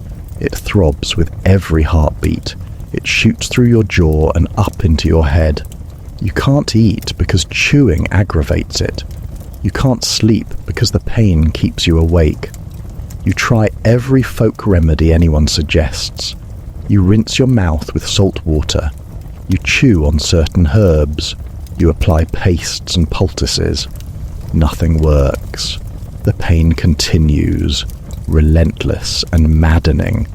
Eventually the tooth either falls out on its own or someone pulls it for you using crude tools. The extraction is brutal, and the aftermath is almost as bad as the toothache. But at least the throbbing finally stops. Let's discuss the complete lack of privacy in even the most personal matters. When you're ill with stomach troubles, everyone knows. You're making frequent trips to the latrine. You're grimacing and holding your abdomen. People see you suffering and they know what's wrong. There's no hiding it. There's no dignity. When you've got a rash or an injury in an awkward place, you still have to deal with it. If it needs treating, you have to show it to someone. You have to expose yourself and endure the embarrassment while they examine you and apply whatever treatment they think might work. Your discomfort and humiliation don't matter. What matters is that you're functional and able to perform your duties. The communal bathing means there's no privacy there either. Everyone sees everyone else's body. All the scars, all the bruises, all the imperfections. You're naked and exposed, unable to hide anything. You see the toll this life takes on everyone. Bodies that are lean and hard but also damaged. Scars crisscrossing skin. Limbs that don't quite move right anymore. Patches of damaged skin. It's a reminder that everyone is suffering. Everyone is falling apart slowly. But it's also uncomfortable to be so exposed. You're used to privacy. You're used to choosing when and how people see your body. Here, you have no choice. Everyone sees everything. Let's talk about the sheer physical weakness that develops from malnutrition. You're not getting enough food.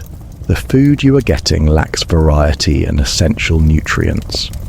Over time, your body starts to break down. You lose weight, but not in a healthy way.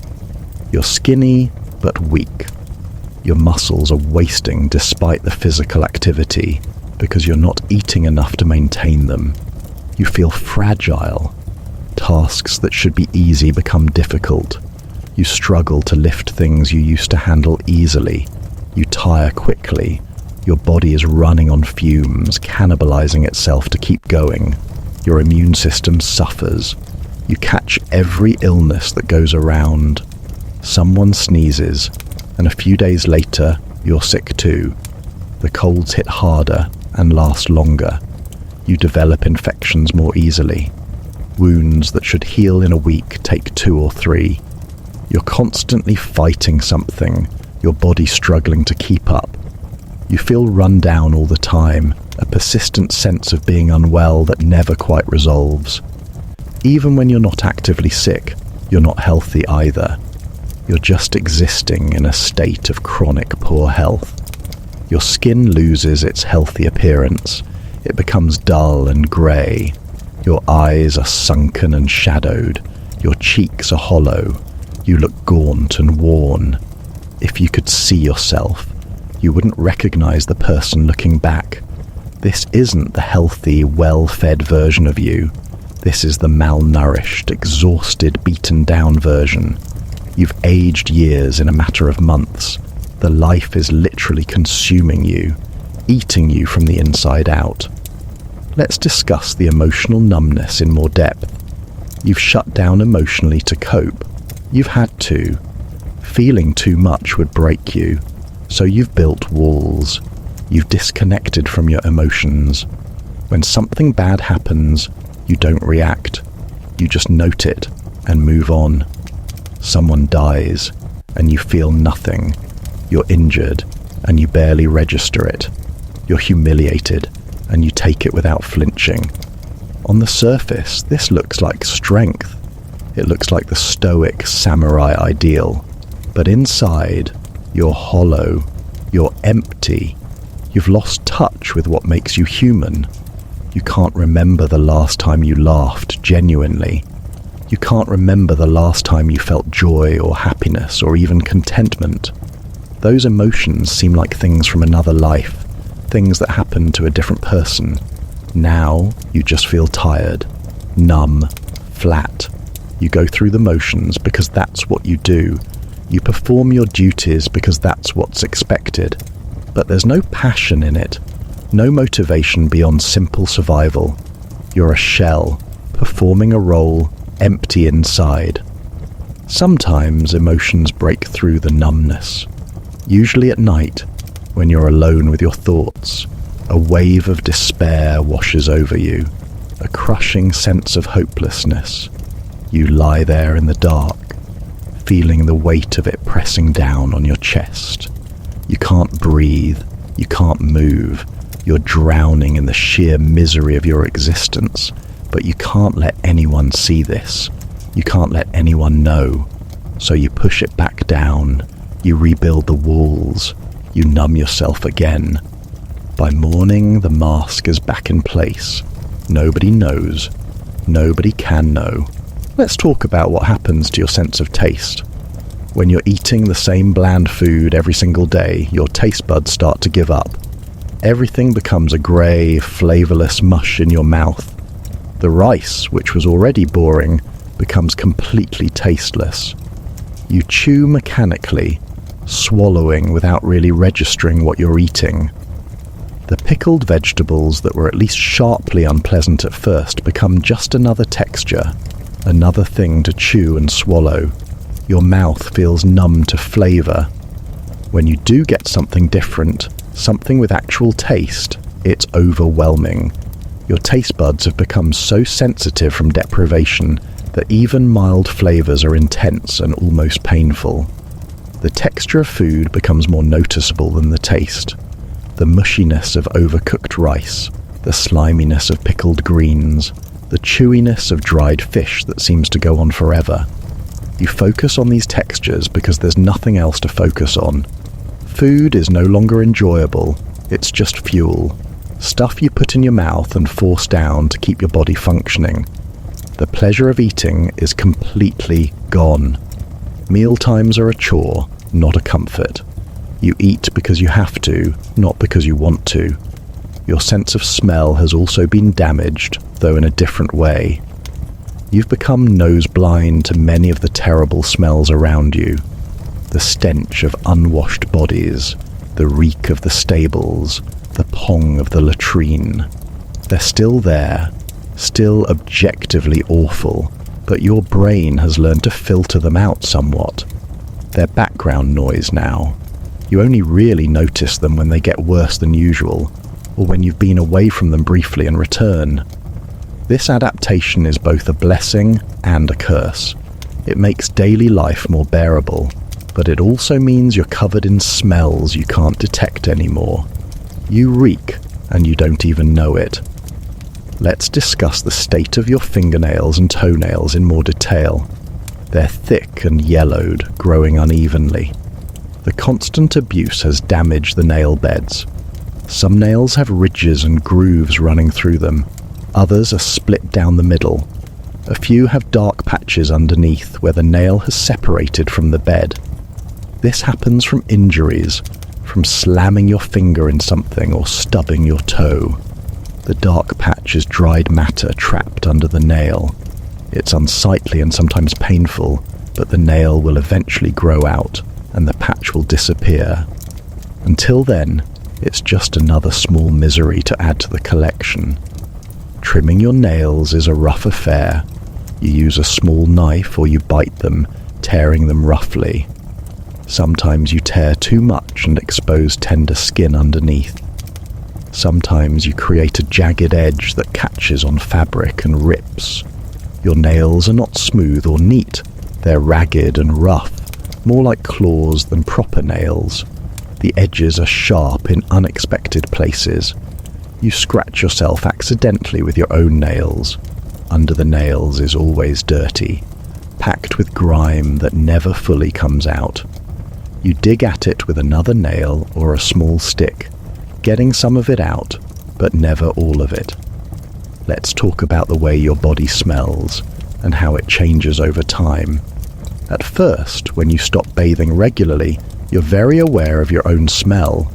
It's embarrassing and unpleasant. You try to stay downwind of people. You feel self-conscious about it. But as time goes on and bathing remains rare, your body smell intensifies and becomes complex. It's not just stale sweat anymore. It's sweat mixed with dirt, old clothes, unwashed hair, and the various substances you come into contact with. Horse smell, leather smell, metal smell, wood smoke. All of it mingles together on your skin and in your clothes to create a signature stench that's uniquely yours. Different parts of your body smell differently. Your armpits have a sharp, sour tang that's particularly strong. Your feet have a pungent, cheesy smell that's overpowering when you remove your boots. Your crotch has a musty, yeasty smell from being constantly damp with sweat. Your hair has a greasy, oily smell mixed with smoke and dust. Your breath is foul, a combination of poor dental hygiene and an empty stomach producing odd smells. You're a walking collection of unpleasant odours, and there's nothing you can do about it. Everyone else is the same, which is the only consolation. The collective funk is just accepted as normal. Now let's discuss the deterioration of your eyesight. The constant squinting in bright sun without any eye protection is causing damage. You're developing lines around your eyes from squinting so much.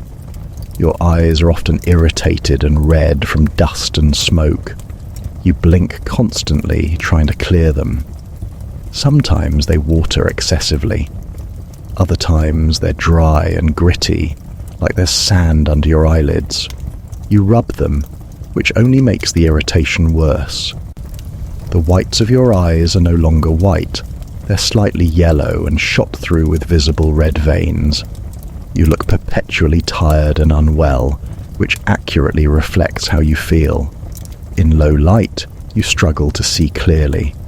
The interiors of buildings are dim, lit only by whatever natural light comes through the paper screens.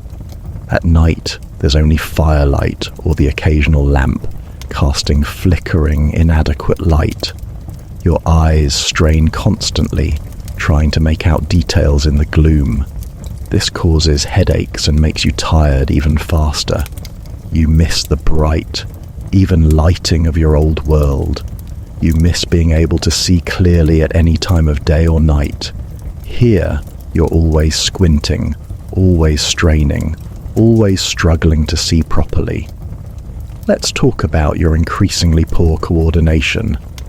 The combination of fatigue, malnutrition, and constant minor injuries affect your balance and coordination. You're clumsy in ways you never used to be. You stumble over things. You misjudge distances and bang into door frames. You drop things more often, your grip not quite as sure as it used to be. This clumsiness is frustrating and sometimes dangerous. Dropping your sword during training is embarrassing. Stumbling during a formal occasion is humiliating. Losing your balance while dismounting your horse can result in injury.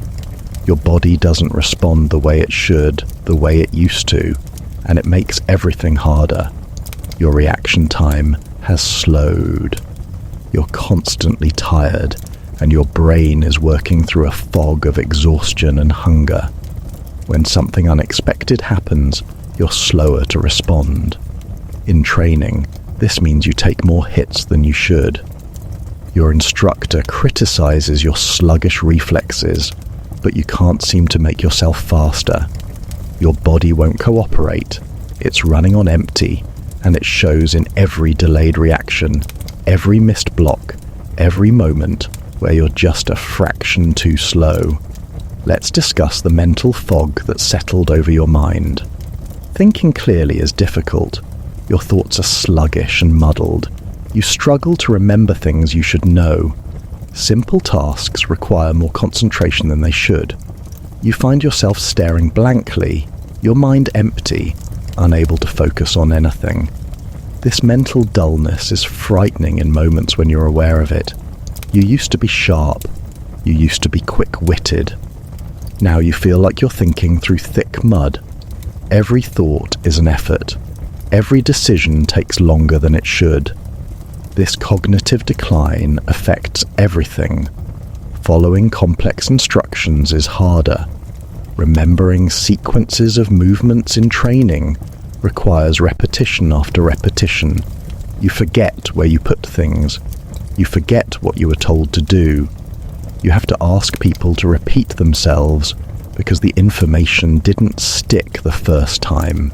It's embarrassing and frustrating. You know you're not stupid, but you're functioning as if you are because your brain doesn't have the resources it needs. Hunger and exhaustion have made you slow and dim, a shadow of your former mental self. Let's talk about what happens to your posture and movement over time. Your gait changes from the constant pain and injuries. You develop a slight limp from that ankle you twisted weeks ago that never properly healed. You favor one leg over the other without even realizing it. Your walk becomes uneven and awkward. When you stand still for long periods, you shift your weight constantly, trying to ease the aching in your feet and legs.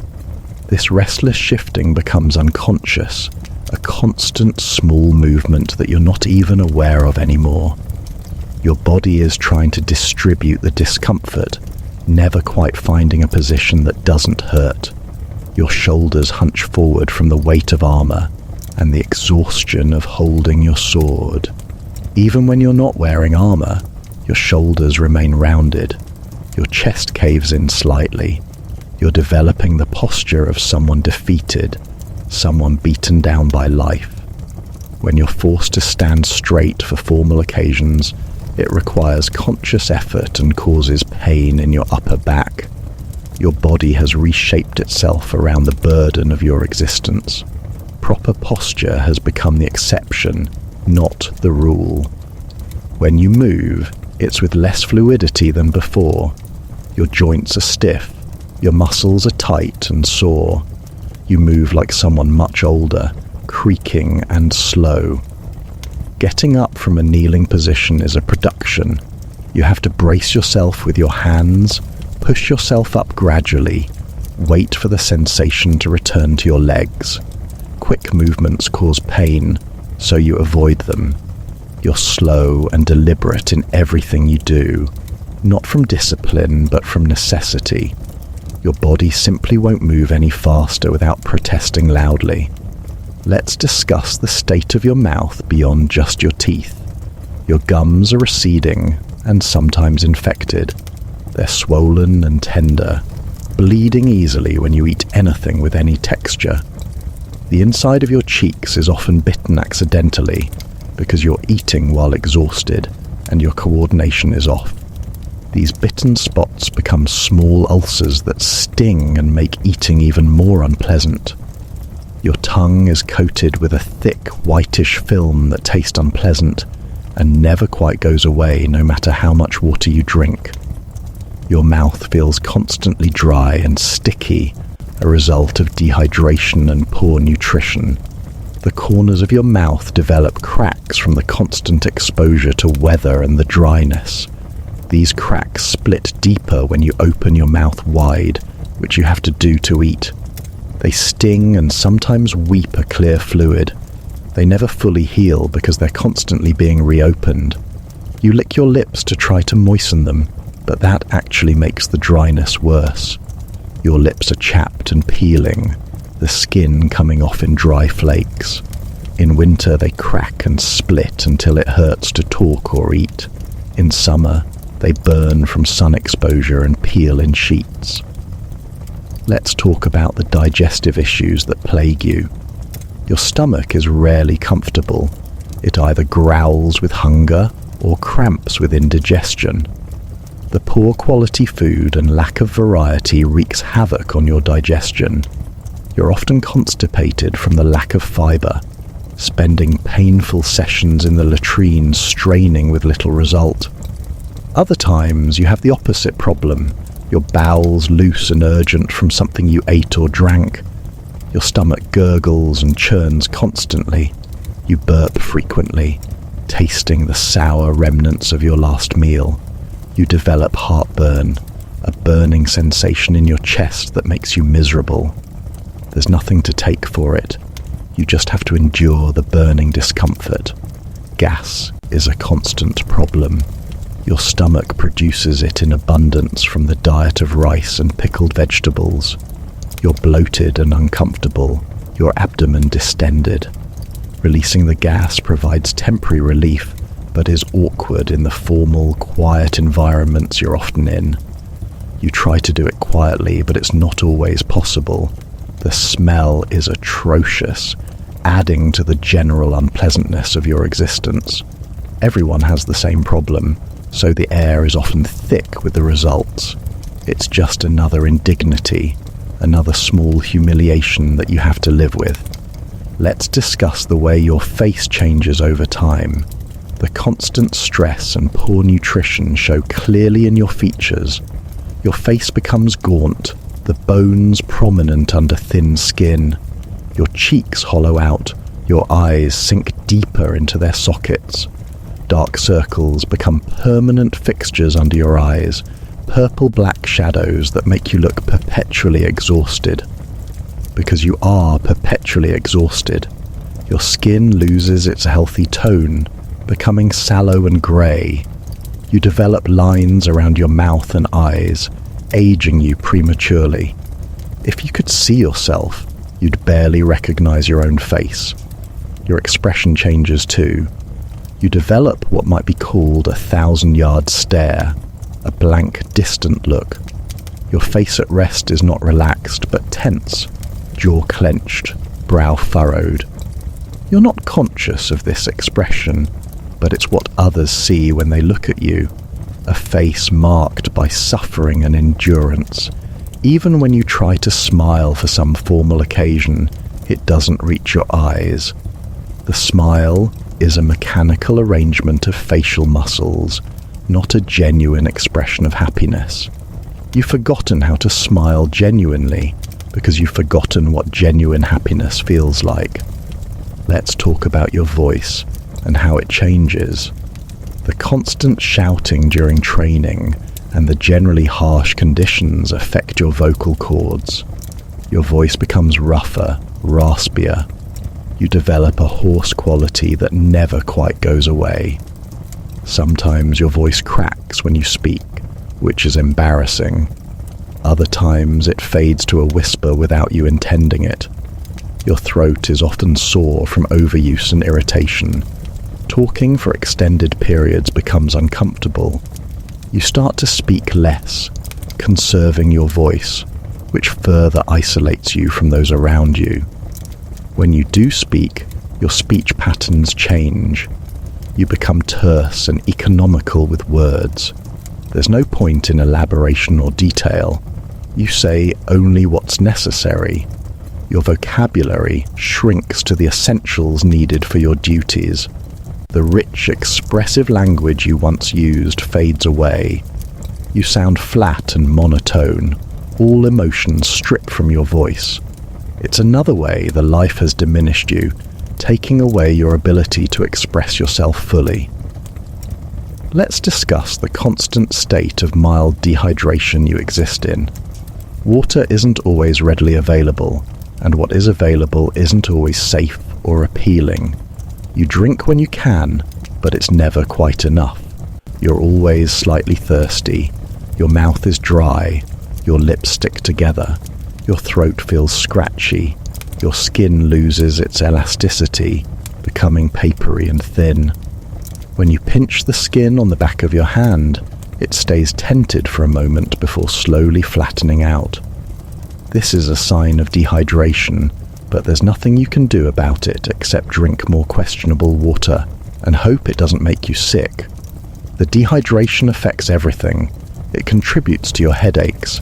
It makes you dizzy and lightheaded. It makes your thinking even more muddled. Your body is crying out for water, for hydration, but you can't give it enough. The constant thirst becomes another background discomfort. One more thing you're always aware of, always wanting to fix, but never quite able to satisfy. Let's talk about your relationship with pain. At first, pain was something to be avoided, a signal that something was wrong. But now, pain is just your constant state. You're always hurting somewhere. You've had to adjust your relationship with pain. You've had to learn to function through it, to push it to the background and carry on regardless. This is both a strength and a loss. You're tougher now, able to endure things that would have stopped you before. But you've also lost sensitivity. You've numbed yourself to pain, which means you might not notice when something is seriously wrong until it's too late. Let's talk about the complete lack of any seasonal celebration or festivals that might break the monotony. There are formal occasions, certainly, but they're not fun. They're more duties, more requirements to kneel and maintain composure while your body screams in protest. There's no joy in them, no relief. They're just different versions of the same suffering. You might have hoped that seasonal festivals would provide some variety, some pleasure, but they don't. They're solemn and serious, more about ritual and obligation than enjoyment. You participate because you must, going through the motions, feeling nothing. The changing seasons themselves bring no relief, only different forms of misery. Spring means mud and rain. Summer means heat and insects. Autumn means cooling temperatures, but also the knowledge that winter is coming. Winter means cold and hardship. The seasons cycle endlessly, each bringing its own particular brand of discomfort. There's no season that's pleasant, no time of year when things are easier, just variations on the theme of suffering. Let's discuss the way that minor inconveniences become major problems. In your old life, a headache was a minor annoyance you could fix with medication and rest. Here, a headache is a significant problem that affects your entire day. You have no way to treat it, no way to rest properly. You just have to push through, trying to function while your head pounds and your vision swims. The same is true for any minor ailment. A slight cold is miserable. A small cut is a potential infection site. A bit of indigestion is hours of discomfort. Nothing is truly minor because you have no resources to deal with it. The cumulative effect of these minor problems is overwhelming. It's not any one thing that breaks you. It's the combination of everything. The hunger plus the cold plus the pain plus the exhaustion plus the boredom plus the fear. Each one individually might be bearable. Together they're crushing. You're dealing with 100 small miseries simultaneously, all the time, with no break, no relief, no solution. It's death by 1,000 cuts, a slow grinding down of your physical and mental health until there's nothing left. Let's talk about the waste of your potential. You had skills, knowledge, abilities from your old life. None of them are useful here. You can't apply your education or training. There's no use for your specialized knowledge. All the things you learned, all the experiences you had, they're worthless in this context. You're reduced to the most basic physical functions. Can you hold a sword? Can you follow orders? That's all that matters. Everything else you were, everything else you could be, is irrelevant. It's a waste, and you feel it acutely in moments of clarity. You're capable of so much more, but you'll never get to use those capabilities. They'll just wither away, unused and forgotten. This intellectual starvation is as painful as the physical hunger. Your mind needs stimulation, challenge, growth. It's getting none of that. You're not learning anything new. You're not solving interesting problems. You're not engaging with ideas. Your mind is slowly atrophying from disuse. You can feel yourself becoming duller, less sharp, less creative. The mental muscles you once exercised regularly are weakening. You're losing cognitive abilities that you'll never regain. It's a tragedy playing out in slow motion, the death of your intellectual self. Let's discuss the complete lack of beauty in your life. There's no art to look at, no music to listen to, no literature to read. The aesthetic dimension of life is entirely absent. Your surroundings are purely functional. The buildings are plain. The furnishings are minimal. There's nothing pleasant to look at, nothing designed for beauty rather than utility. The natural world around you might have beauty, but you rarely have time to appreciate it. You're too busy, too tired, too focused on just surviving. The absence of beauty makes life feel even more grey and flat. Humans need beauty, need aesthetic pleasure, need something that lifts the spirit. You have none of that. The closest you get to beauty is the formal simplicity of certain rituals, but even that is cold and austere. There's no warmth, no joy, no pleasure in it. It's beautiful in an abstract way, but it doesn't touch you emotionally. It doesn't provide comfort or happiness. It's just another set of rules to follow, another formal structure to navigate. The beauty is intellectual rather than emotional, and it does nothing to nourish your starved soul. Let's talk about what happens to your immune system over time. The constant stress, poor nutrition, lack of sleep, and exposure to illness weakens your body's defenses. You're sick more often and more severely. A minor illness that you would have shaken off in a few days in your old life now lays you low for weeks. Your body doesn't have the resources to fight effectively. You run fevers that leave you weak and shaky. You develop coughs that rack your body and leave your ribs aching. You're constantly fighting something, and you're constantly losing ground. The infections you do get are more serious and last longer. A small cut becomes infected and stays infected despite whatever treatments are attempted. The infection spreads, turning the surrounding skin red and hot. You develop a fever from the infection. You feel weak and ill. Sometimes the infection eventually clears on its own. Sometimes it gets worse and becomes truly dangerous. You never know which way it will go. The uncertainty is frightening. Every minor injury could potentially kill you, and you know it. Let's discuss the deterioration of your emotional regulation. You have less control over your emotions than you used to, despite your best efforts to remain stoic. The stress and exhaustion have worn down your ability to manage your feelings. You find yourself suddenly angry over small things, irrationally, explosively angry. You snap at people, which you immediately regret. You lose your temper during training, throwing your weapon down in frustration. This lack of control is shameful and adds to your stress.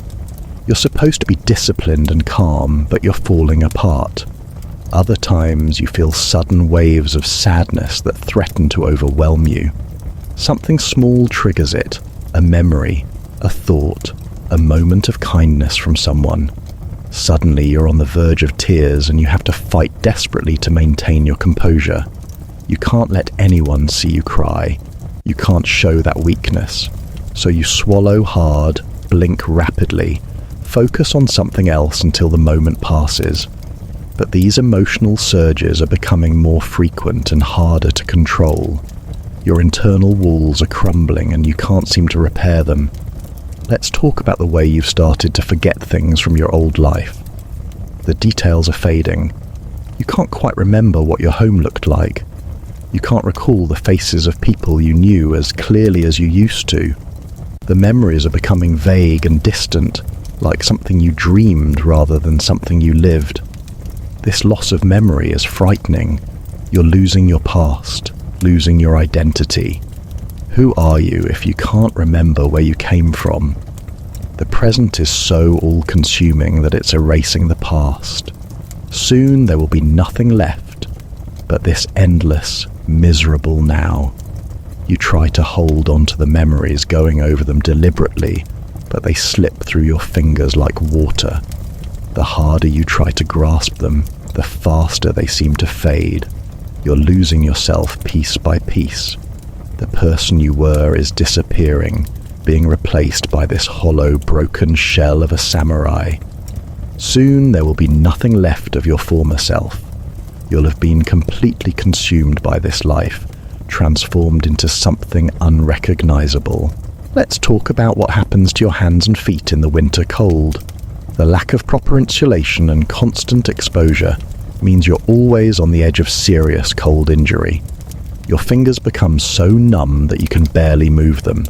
They turn white, then a disturbing bluish color. When you try to flex them, they don't respond properly. It's terrifying, this loss of control over your own body parts. You have to warm them gradually, tucking them under your arms or breathing on them. As sensation returns, the pain is intense. They burn and tingle and ache. Once the feeling comes back, you're left with fingers that are stiff and clumsy for hours. Your toes suffer even worse because they're trapped in your boots all day. You can't check on them or warm them easily. By the end of a winter day, your toes are completely numb. When you finally remove your boots at night, your feet are pale and cold to the touch. Warming them is agony. The pain of returning circulation is enough to make you gasp. Sometimes you find that the skin on your toes has turned black in spots. Frostbite. The damaged tissue is dead. Eventually it will fall off or have to be removed. You might lose a toenail or even part of a toe. The permanent damage accumulates winter after winter. Let's discuss the ringing in your ears that never stops. The constant noise trauma from weapons clashing, orders being shouted, and general loudness has damaged your hearing.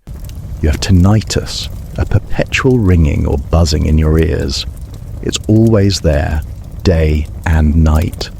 Sometimes it's louder, sometimes quieter, but it never fully stops. It makes it hard to hear conversations. It makes silence impossible. Even when everything around you is quiet, your ears are filled with this internal noise. It's maddening. It interferes with your already poor sleep. It's one more layer of discomfort, one more thing that's been broken and can't be fixed. Your hearing itself has deteriorated. Sounds are muffled and unclear. You frequently have to ask people to repeat themselves. This is embarrassing and frustrating. You miss instructions and have to figure out what to do by watching others. In training, not hearing a command properly can lead to mistakes and punishment. Your damaged hearing is a constant disadvantage, another way your body has been degraded by this life. Let's talk about the state of your joints. They crack and pop constantly. Your knees sound like gravel grinding when you bend them. Your shoulders make disturbing clicking noises when you move them. Your ankles crunch with every step. The sounds are loud enough that others can hear them. It's embarrassing, but also concerning. These noises are signs of joint damage, of cartilage wearing away, of the slow destruction of your skeletal system. You're developing arthritis at a young age. Your joints are inflamed and swollen. They hurt constantly, a deep ache that's worse in cold weather and after periods of activity. The joint pain limits your movement. You can't bend as far as you used to. You can't stretch properly. Your range of motion is decreasing. Simple movements that should be easy become difficult. Reaching overhead hurts your shoulder. Squatting aggravates your knees. Turning your head makes your neck grind painfully. You're stiffening up, your body becoming rigid and inflexible. You move like someone much older, careful and limited, always aware of your joints and their complaints. Let's discuss the impact on your eyesight in more detail. Beyond the general irritation and strain, you're developing actual vision problems. The constant squinting has affected your eye muscles. You have trouble focusing. Things at a distance are blurry. Fine details are hard to make out. You struggle to see clearly in low-light conditions. Your night vision is particularly poor. In the dark, you're nearly blind, stumbling around, running into things. During night watch, you're essentially useless, unable to see potential threats until they're right on top of you. Your eyes are also extremely sensitive to light now. After spending time in a dark building, stepping into bright sunlight is painful. You squint and your eyes water. It takes several minutes for them to adjust. Bright reflections off metal or water are blinding. You have to look away, shielding your eyes. This light sensitivity is inconvenient and sometimes dangerous. You can't see properly when you most need to, leaving you vulnerable and disoriented. Let's talk about the way your spine has been affected by the constant poor posture and strain. You have chronic back pain that radiates from your lower back up through your shoulders. Sometimes the pain shoots down your legs, making them weak and shaky. Your spine isn't properly aligned anymore. It's curved and compressed from years of poor sleeping conditions, heavy loads, and constant tension. You've developed problems with your vertebrae. They grind against each other painfully. Sometimes your back seizes up completely, the muscles going into spasm, locking you in place. You can't move without excruciating pain. These episodes pass eventually, but they're terrifying and agonizing while they last. The back pain affects everything. It's hard to sit, it's hard to stand, it's hard to lie down. There's no position that doesn't hurt. You're constantly trying to find a more comfortable way to hold yourself, but there isn't one. The pain is always there, a constant companion that colors every activity and every moment. It makes you irritable and short-tempered. It exhausts you because dealing with constant pain is draining. It's one of the worst aspects of your physical deterioration because it's so central to everything you do. Let's discuss the way small wounds become big problems. A tiny cut on your finger becomes infected. The infection spreads up your finger, turning it red and swollen. It throbs with every heartbeat. Pus forms under the skin, a yellow-white pocket of infection. Eventually it ruptures, releasing foul-smelling discharge. Even after it drains, the infection lingers. Your finger is useless for days, too painful and swollen to use properly.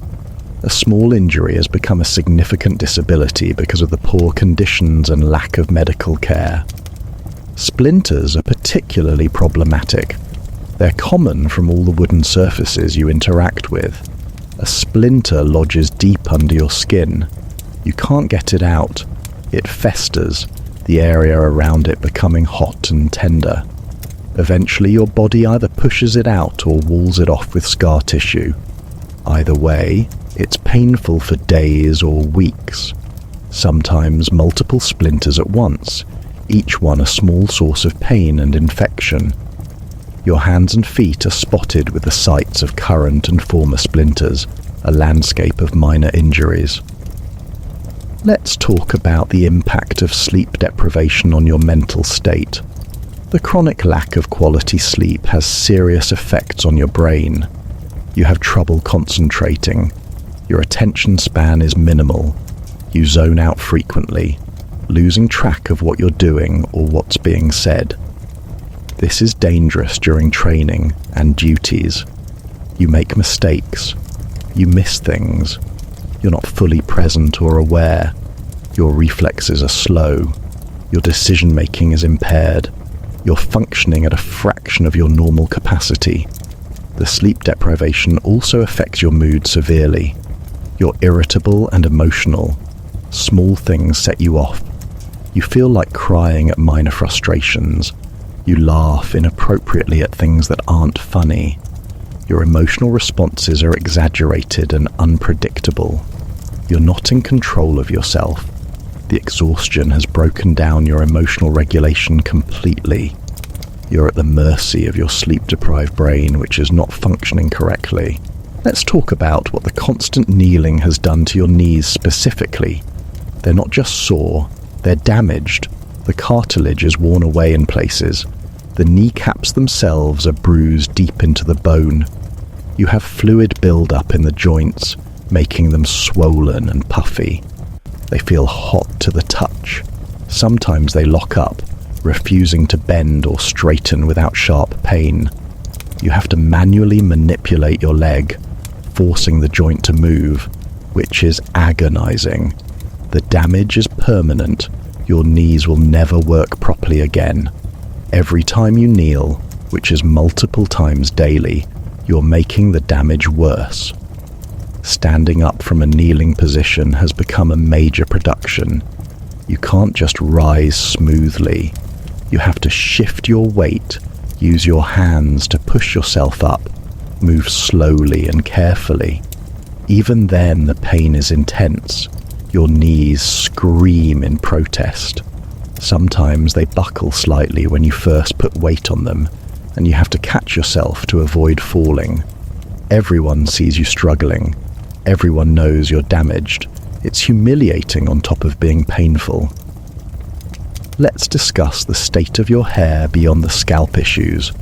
The hair itself has become brittle and dull. Split ends are everywhere. Your hair breaks off easily, leaving uneven lengths. The texture has changed from lack of proper care. It's dry and straw-like, tangled and difficult to manage. When you run your fingers through it, hair comes out in your hand. You're losing more hair than is normal. The constant stress, poor nutrition, and harsh treatment are causing premature hair loss. Your hairline is receding. There are thin patches where you can see scalp through the hair. Eventually, you might lose significant amounts of hair. It's one more way your body is breaking down. The daily process of tying your hair into the top knot has become painful. Your scalp is so tender that pulling your hair back makes you wince. You have to do it carefully, trying to minimize the pain, but there's no way to avoid it entirely. Once it's tied, the tension gives you a headache. By the end of the day, your entire scalp throbs. When you finally untie your hair at night, the relief is immediate but brief. Your scalp is sore and tender from the hours of tension. You massage it gently, trying to ease the ache, but it doesn't help much. Let's talk about the way you've started to move differently to protect your injuries. You've developed an awkward gait, compensating for various pains and limitations. You put weight on your right leg more than your left because your left knee is worse. This causes your right hip to hurt from the extra strain. You hold your left arm differently because your shoulder is injured. This causes neck pain from the uneven posture. Your body is full of compensations, each one creating new problems. You're a chain of dysfunction, each injured part affecting multiple other parts. This altered movement pattern is inefficient and tiring. You use more energy to move than you should. You tire more quickly. Your balance is off because you're not moving symmetrically. You trip more often. You misjudge steps and distances. Your body's kinesthetic sense has been thrown off by all the compensations. You don't know where your body is in space as well as you used to. This makes you clumsy and increases your risk of further injury. It's a vicious cycle. Let's discuss the way the constant exposure to the elements has weathered your skin. Your face is particularly affected. The skin is tough and leathery, prematurely aged by sun and wind. You have deep wrinkles around your eyes and mouth.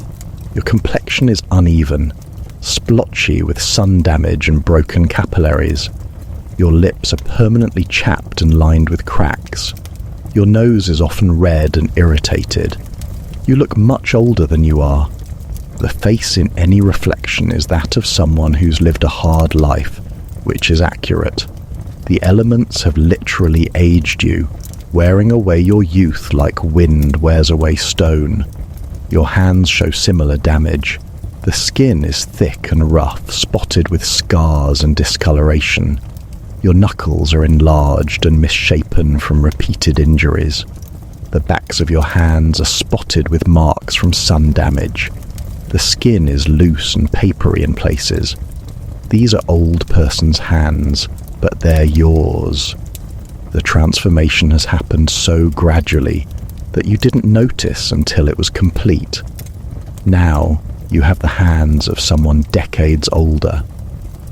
Let's talk about the fungal infections that have taken hold in various parts of your body. Between your toes, a persistent infection has created raw, white, peeling skin. It itches and burns. The skin cracks and weeps. It never fully heals because your feet are always damp in those boots. Under your arms, Another fungal problem has created a red, angry rash. The friction and moisture create perfect conditions for it to thrive. In your groin area, yet another infection has made the skin red and irritated. These infections are stubborn and resistant to the limited treatments available. The fungal infections spread and persist because you can't keep the affected areas dry and clean. You're always sweating. You can't change your clothes frequently. You can't bathe properly. The infections have found an ideal host and environment. They're not going away. They're part of your life now, contributing their own special kind of misery to your collection of ailments. The constant itching is maddening. You scratch, which makes it worse, which makes you scratch more. The infected areas become raw and painful from scratching, but you can't stop. The itch demands to be scratched. Let's discuss what's happened to your core strength and stability. The poor nutrition and lack of proper training have weakened your core muscles. Your abdomen and back muscles are no longer strong enough to properly support your spine. This contributes to your back pain and poor posture. Your balance is affected. You're less stable on your feet. You're more likely to fall or stumble. Basic movements that require core stability are harder than they should be. Lifting something requires more effort. Turning or twisting your torso is difficult. Your body's foundation has weakened, affecting everything you do. The weakness is progressive. Each day you're slightly weaker than the day before. The malnutrition is consuming your muscle mass. Your body is breaking down its own tissue for energy. You're wasting away slowly. When you look at your body, you can see the deterioration. Muscles that were once defined are now just vague shapes under loose skin. Your ribs are clearly visible. Your hip bones jut out. You look gaunt and wasted. You look like someone who's starving, because effectively you are. Let's talk about the way your breathing has become affected. The constant poor posture has compressed your lungs. You can't take deep breaths anymore. Your breathing is shallow and inadequate. You're not getting enough oxygen. This contributes to your constant fatigue and lightheadedness. When you exert yourself, you get winded quickly. You gasp and pant, unable to get enough air. Your cardiovascular fitness has deteriorated. Activities that should be easy leave you breathless and exhausted. Your body is failing at the most basic level, unable to adequately oxygenate itself. Sometimes you have coughing fits, deep rattling coughs that rack your body.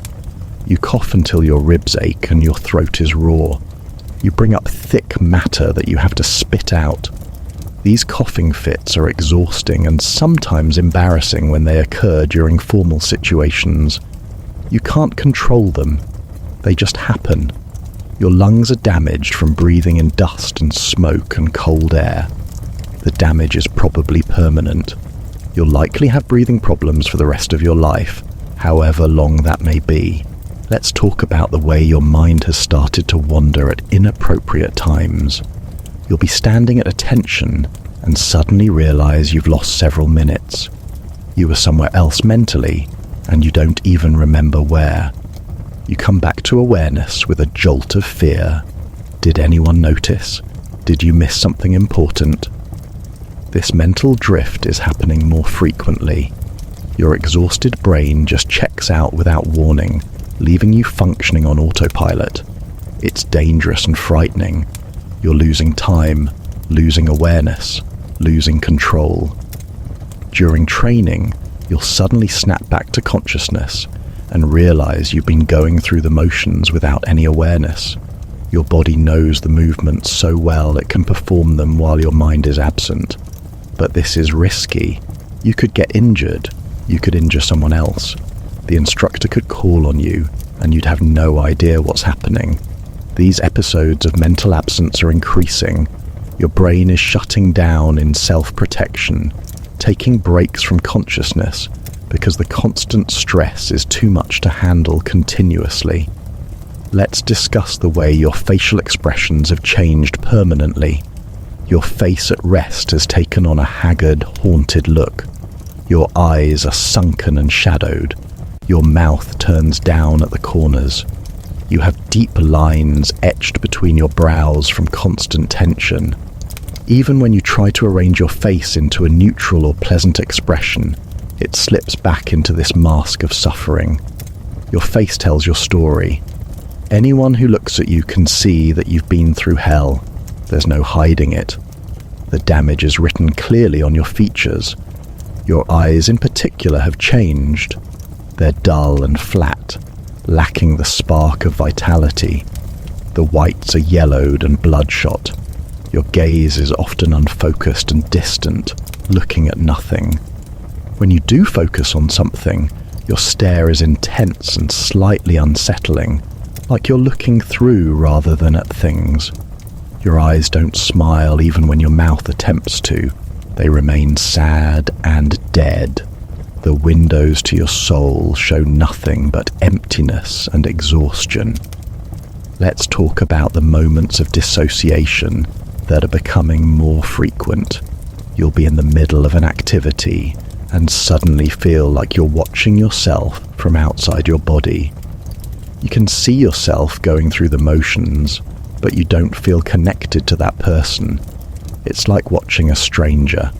This out-of-body sensation is disturbing. You're present, but not present, aware, but detached. These episodes last for varying lengths of time, sometimes just a few seconds, sometimes several minutes. When you snap back into your body, it's disorienting. You have to reorient yourself, figure out where you are and what you're doing. The dissociation is a coping mechanism taken to an extreme. Your mind is protecting itself from trauma by disconnecting from your body and experience. But it's also a sign that you're fracturing psychologically. The normal integration of self is breaking down. You're splitting into parts that don't communicate well with each other. There's the part that endures, the part that observes, the part that screams silently in horror, all existing simultaneously, but separately. This fragmentation is deeply unhealthy, but you have no way to address it or heal it.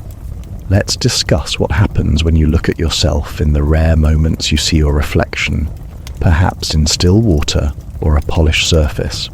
The person looking back at you is unrecognizable, gaunt, weathered, old, broken. This can't be you, but it is. The transformation is complete. The person you were is gone.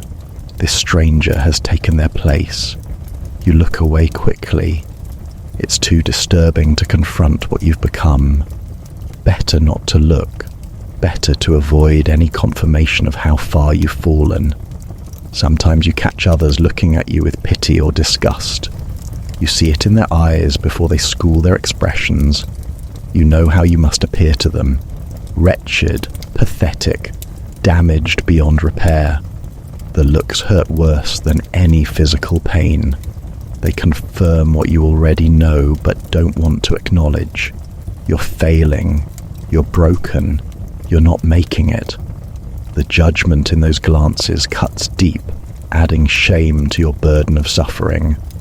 Let's talk about the way you've stopped caring about things that used to matter. Personal hygiene beyond the bare minimum doesn't matter. Appearance doesn't matter. Social niceties don't matter. You've pared your existence down to the absolute essentials. Survive, obey, endure. Everything else has been discarded as unnecessary. This ruthless elimination of everything non-essential has left you stripped down to almost nothing. You're a minimal version of a human being, operating at the lowest possible level. There's no flourishing, no thriving, just the barest existence. This reduction of self is both necessary and tragic. You couldn't survive if you were still trying to maintain all the aspects of personhood you once valued. You'd have broken long ago. But the cost of survival is becoming something less than you were. You've sacrificed huge parts of yourself to keep functioning. What's left is a hollow, minimal thing that barely qualifies as human. You're alive, but you're not living. You're moving and breathing, but fundamentally empty inside. Let's discuss the way you've started having intrusive thoughts. Dark thoughts that pop into your mind unwanted. Thoughts about ending the suffering, about escape, about what it would be like to just stop. These thoughts are frightening because part of you finds them appealing. The idea of peace, of rest, of no more pain. It's seductive. You push the thoughts away, but they return with increasing frequency. Your mind is exploring options, looking for a way out, even as your body continues to obey and perform.